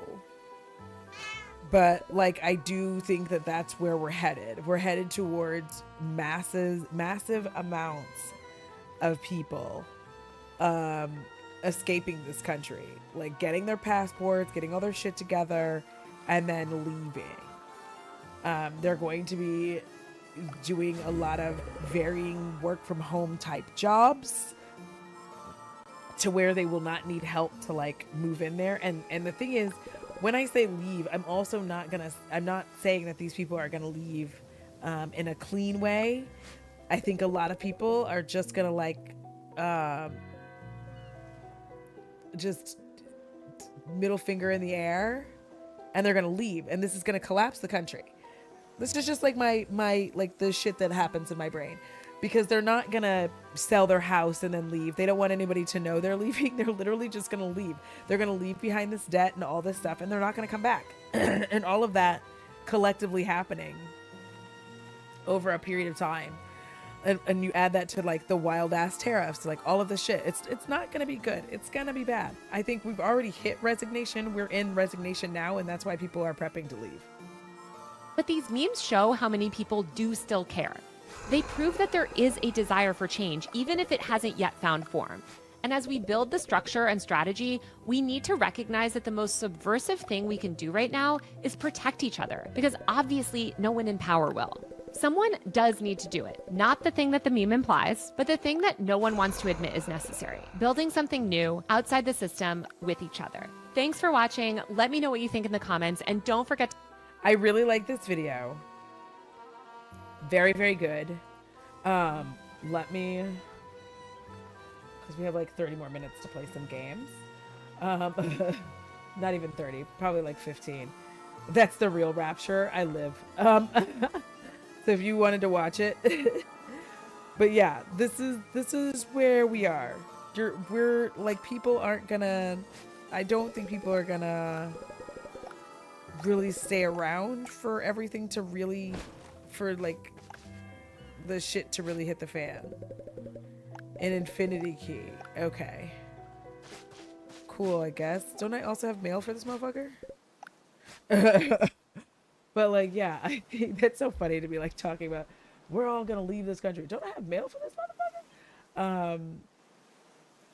That is where my concern truly lies. I do feel like that is the direction we're gonna start going. I feel like it will collapse the nation. That's why, like, when people were just like, move to a blue state, I was just like, that's not going to work. That's not how this works.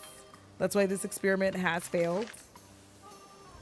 And of course this experiment would fail. You cannot have two completely disparate groups living in the same country, and there's too many people here. It's too much land. They just need to separate this thing, but they're not going to, and like, that's fine. Furryman of the Dead. I love the names in this game. This game is so stupid cute. It's so cute. Oh, they're gonna give me treasures. Love that for me. Love that. So now, listen, I just feel like the Caribbean islands, explore the Caribbeans. Is this the Caribbeans? Where's that stupid ass fish at? Listen, the way I'm enjoying traveling around here, I'm gonna mark this. This will be like the last little fun mission that we do. Blue states are just liberals anyway. Yes, and like, when people say that, I just kind of look at them funny because I'm like, you do know you're still part of the United States, right? Like you can't avoid the avoid everything. Trump's tariffs hit everybody. Okay. Oh shit. Bro is mad serious. Okay, hold up now. I just need you to relax. Hi, Heather. How you doing, love?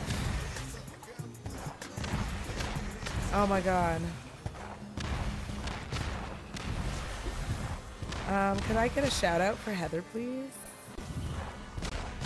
Is it you? I'm sorry. Thank you. I had to fuck that little guy up, which kind of hurt my feelings, actually. Okay, I don't really feel like I want to be messing with... You started your day with me, Mr. Bonehead. You have mail? You've got mail. I love how people would talk about that all the time. Like, you've got mail. You've got mail. And, like, I was a loser, so I didn't have mail all that often. So, let me see if my eye sockets can still read. Ah, so Sharon is on vacation, eh? That's humorous. Get it? His name is Bonehead.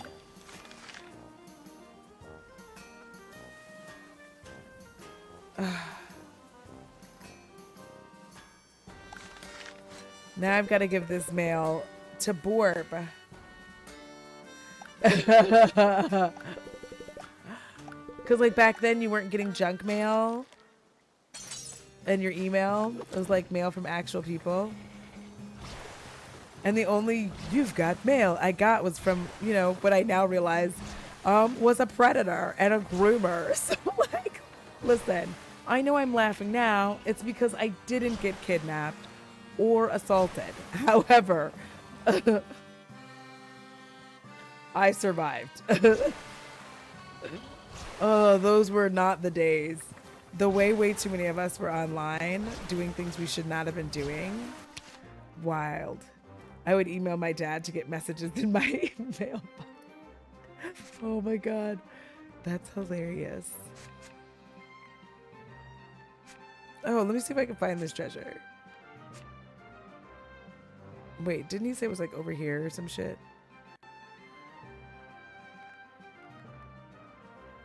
There's like stuff over here, but those are like level 50 islands, and I'm just not level 50 bitch yet, I guess. I want to see what's over at these twin islands right quick. I just want to take a peek.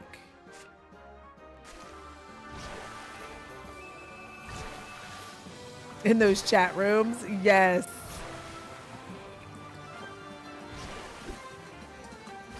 That was back in the days. Like, I do like to make the joke about how, like, that was back in the days when it took like 3 days to upload a photo. You had to scan it first. You had to scan the photo onto your computer.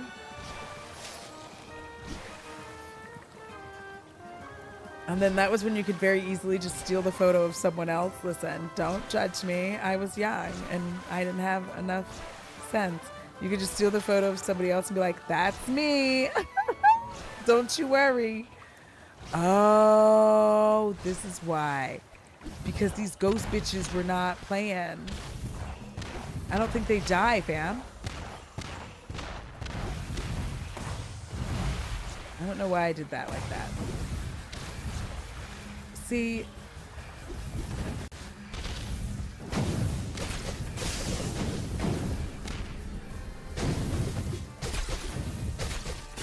They don't die.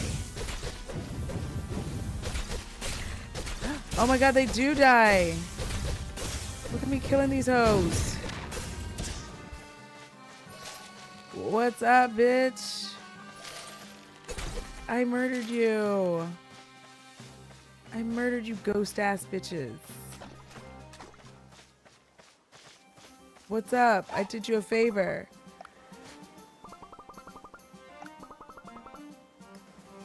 What, okay. I feel like I did that already. What do you mean help you? I was over there. Do I gotta go inside these towers? Oh. I was just about to say scan the photos. No, because why in the hell did I post a pic of my driver's permit with my whole address and info on Facebook? Oh my god. Oops, sorry. I'm really sorry, Bird. Listen. A lot of us are just lucky that at that point in time, it was actually really relatively difficult to like just be getting a hold of us. Especially my big age. Sorry, Bird. I don't know why you have to be in the fighting area.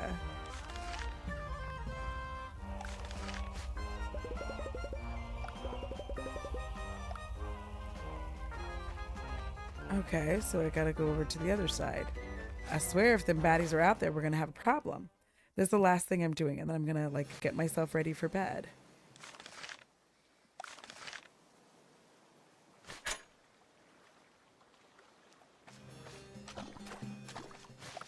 Let me get inside here.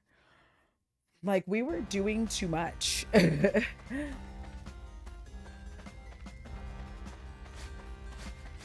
Oh, that's because these hoes are over here trying to fight with me. Bad idea, fam.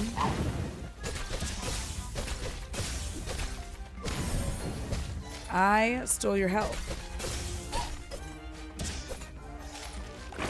How do you like me now? How do you like me now? Sorry. I do not hope that Toby Keith rests in peace, because fuck that guy, but like, scan the pics for which you had to own a scanner. That was some rich bitch shit, right? Listen. The trick was you had to use the scanner at like some other joint, right? Or like a friend's house. And then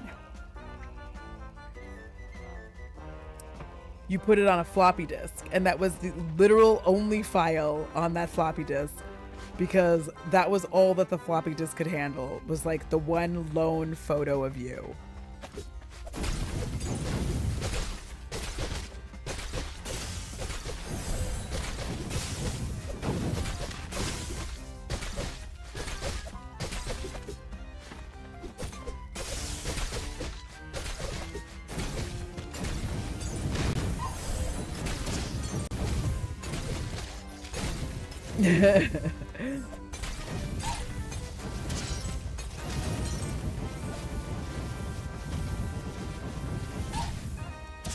I fucked them rats up. That's what you get. Yeah. And you had to name the floppy disk something that you knew it was a photo of you being extra cute. But your parents didn't know it was a photo of you, because if they knew it was a photo of you being extra cute, they would ask questions. Who you sending this photo to? And you're like, Nanya? It's not a big deal. Relax.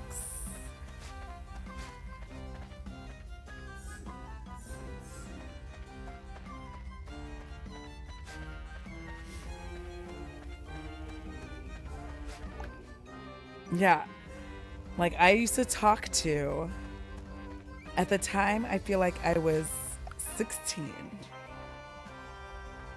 And I was speaking to an elder gentleman named Charles, who was in England. Very British. Very British. Exceedingly so. And okay, what the fuck you mean?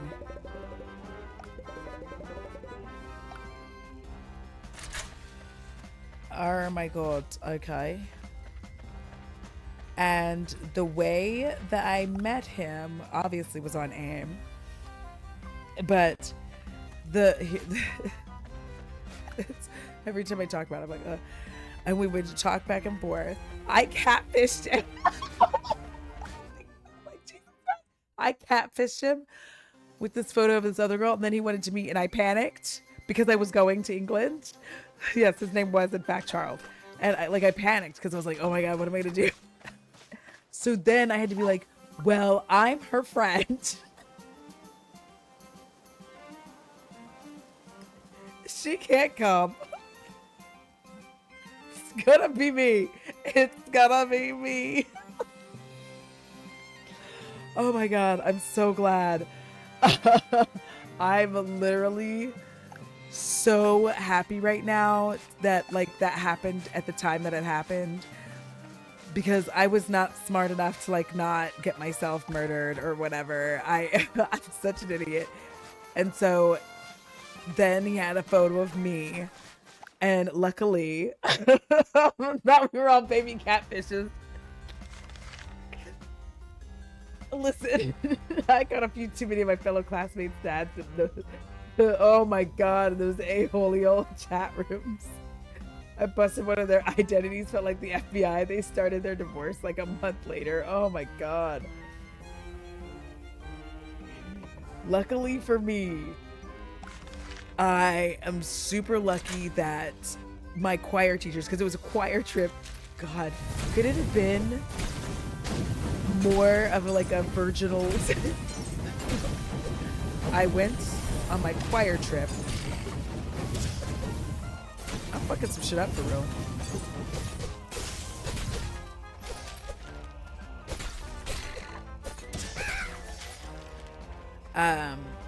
And they were like mad suspicious of this like grown ass man, and because he was like trying to like be a little touchy, but he like couldn't. I'm so lucky that like I think about it all the time.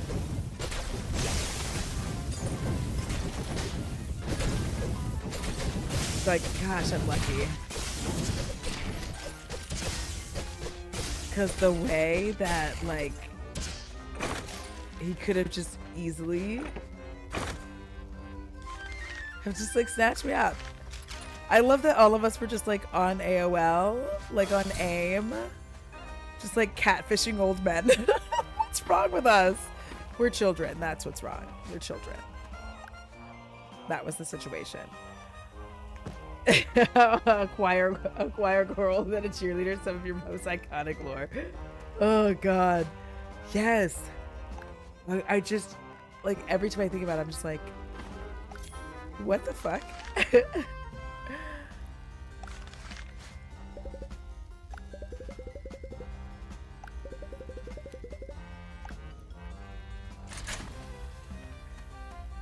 So yeah. And then like I met him, and then like first of all I was like, I like your accent, but I met you in person and you're so ugly. So you're so unattractive. I don't like it. I didn't realize you're bald.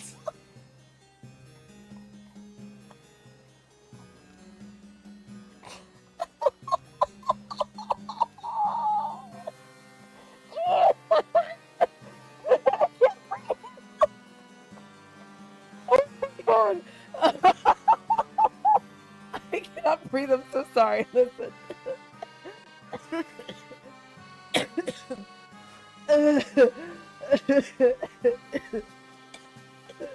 No, you said ew. I really just like, no thank you. Oh my god. I was disgusted. I was like, nope. Not into it. Like I know you're older than me, and I feel like that's about when I stopped having this like love affair for older men when I was like, you know, like, you know what, you're actually ugly in real life.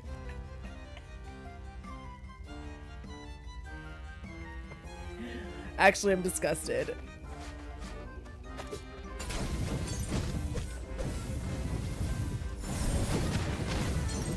using all kinds of magic and spells and shit.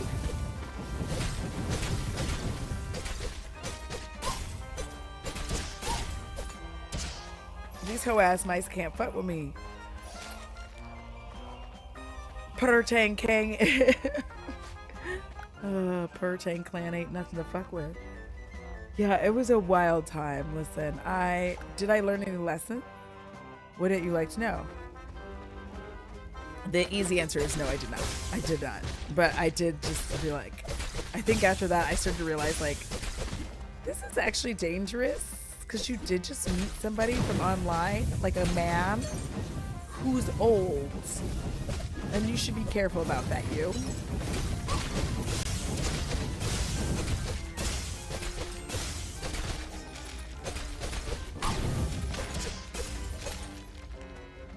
So you looked at him and were like, are you not embarrassed? I really did. I just was like, oh, this is not what I thought. I'm like, we both catfished, but I did a better job.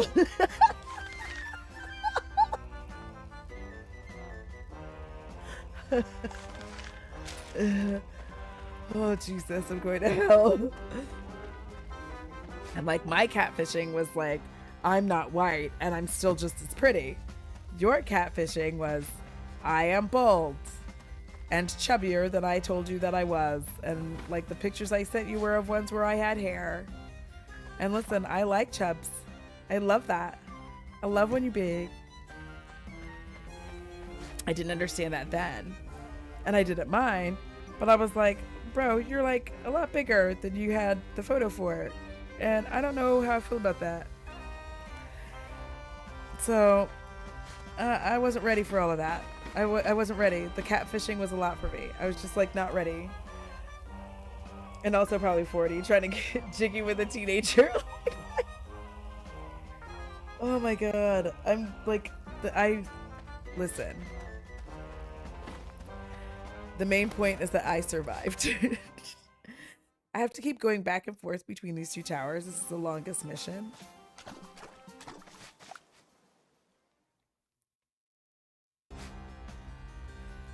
I'm really not.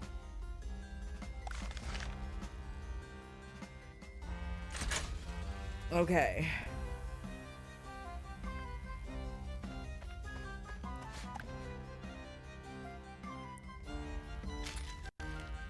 Yeah, I don't think the digital footprint, mostly because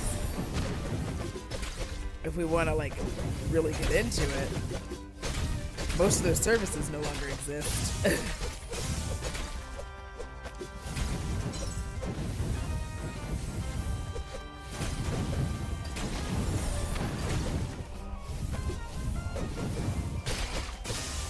Oh my God.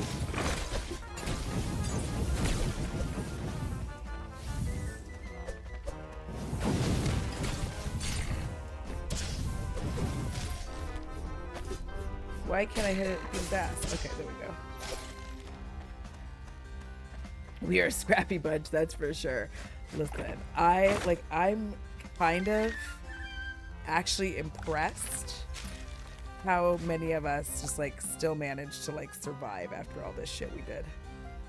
Just out there catfishing, talking to grown men. Oh shit. Okay. Curse. I saved this town, ye fool. The Pirate King raided my home and most of us didn't make it, including me twin brother. But when I was in Feline Guard, I learned of a book. The Necropomicon. Oh my God. It has the power to summon souls from Doggy Jones' locker. And I used that to revive this town. How dare ye paw with the cycle of life and death? Pirate code number 24. Don't go easy on rats who use creepy books. Are you sure? That's strangely specific. Get him! Oh, Lord.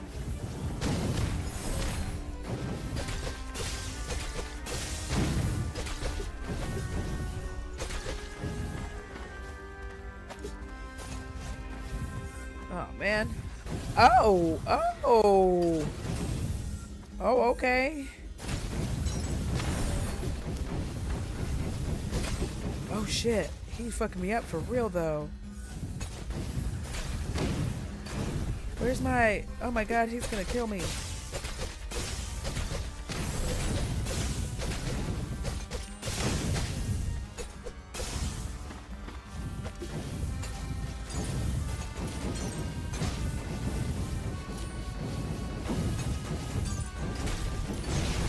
Oh my god. This is rough actually.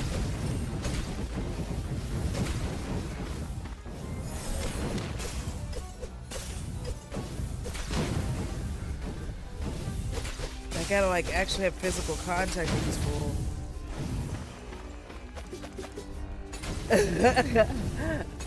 My little cat game sounds delightfully confusing. Yeah, this is a cat pirate.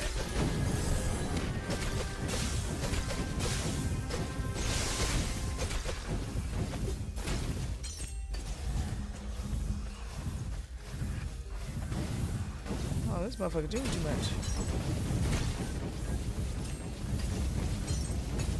Enjoy getting fucked up, fam. Oh man, he's about to fuck me up though. Oh my god.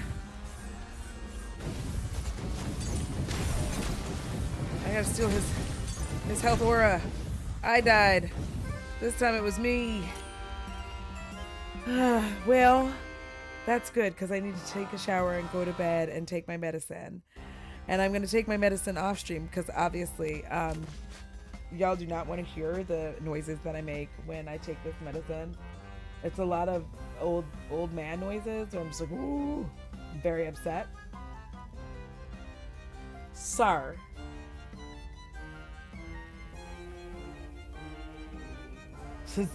Rigged American Idol when listen. So, excuse me. I'm going to get the frick out of here. I'm gonna see if I have like, do I have any friends that have this kind of vibe right now? Because I feel like we're just chilling. I'm so glad you came in. Thank you. This was such a lovely stream. I normally stream Sundays and Tuesdays. Hopefully Tuesday I'm not like like I will feel much better. And I think today will be a good day to just like peacefully end the stream actually. So y'all, until next time, you know, oops, sorry, I hit the wrong buttons because of who I am as a person. Until next time, I am so pretty and so are you. Be safe, take care of each other, you know, all the good things. Also, mutual aid. Mutual aid. Save each other from this hellscape. We've got to go. It's time to leave.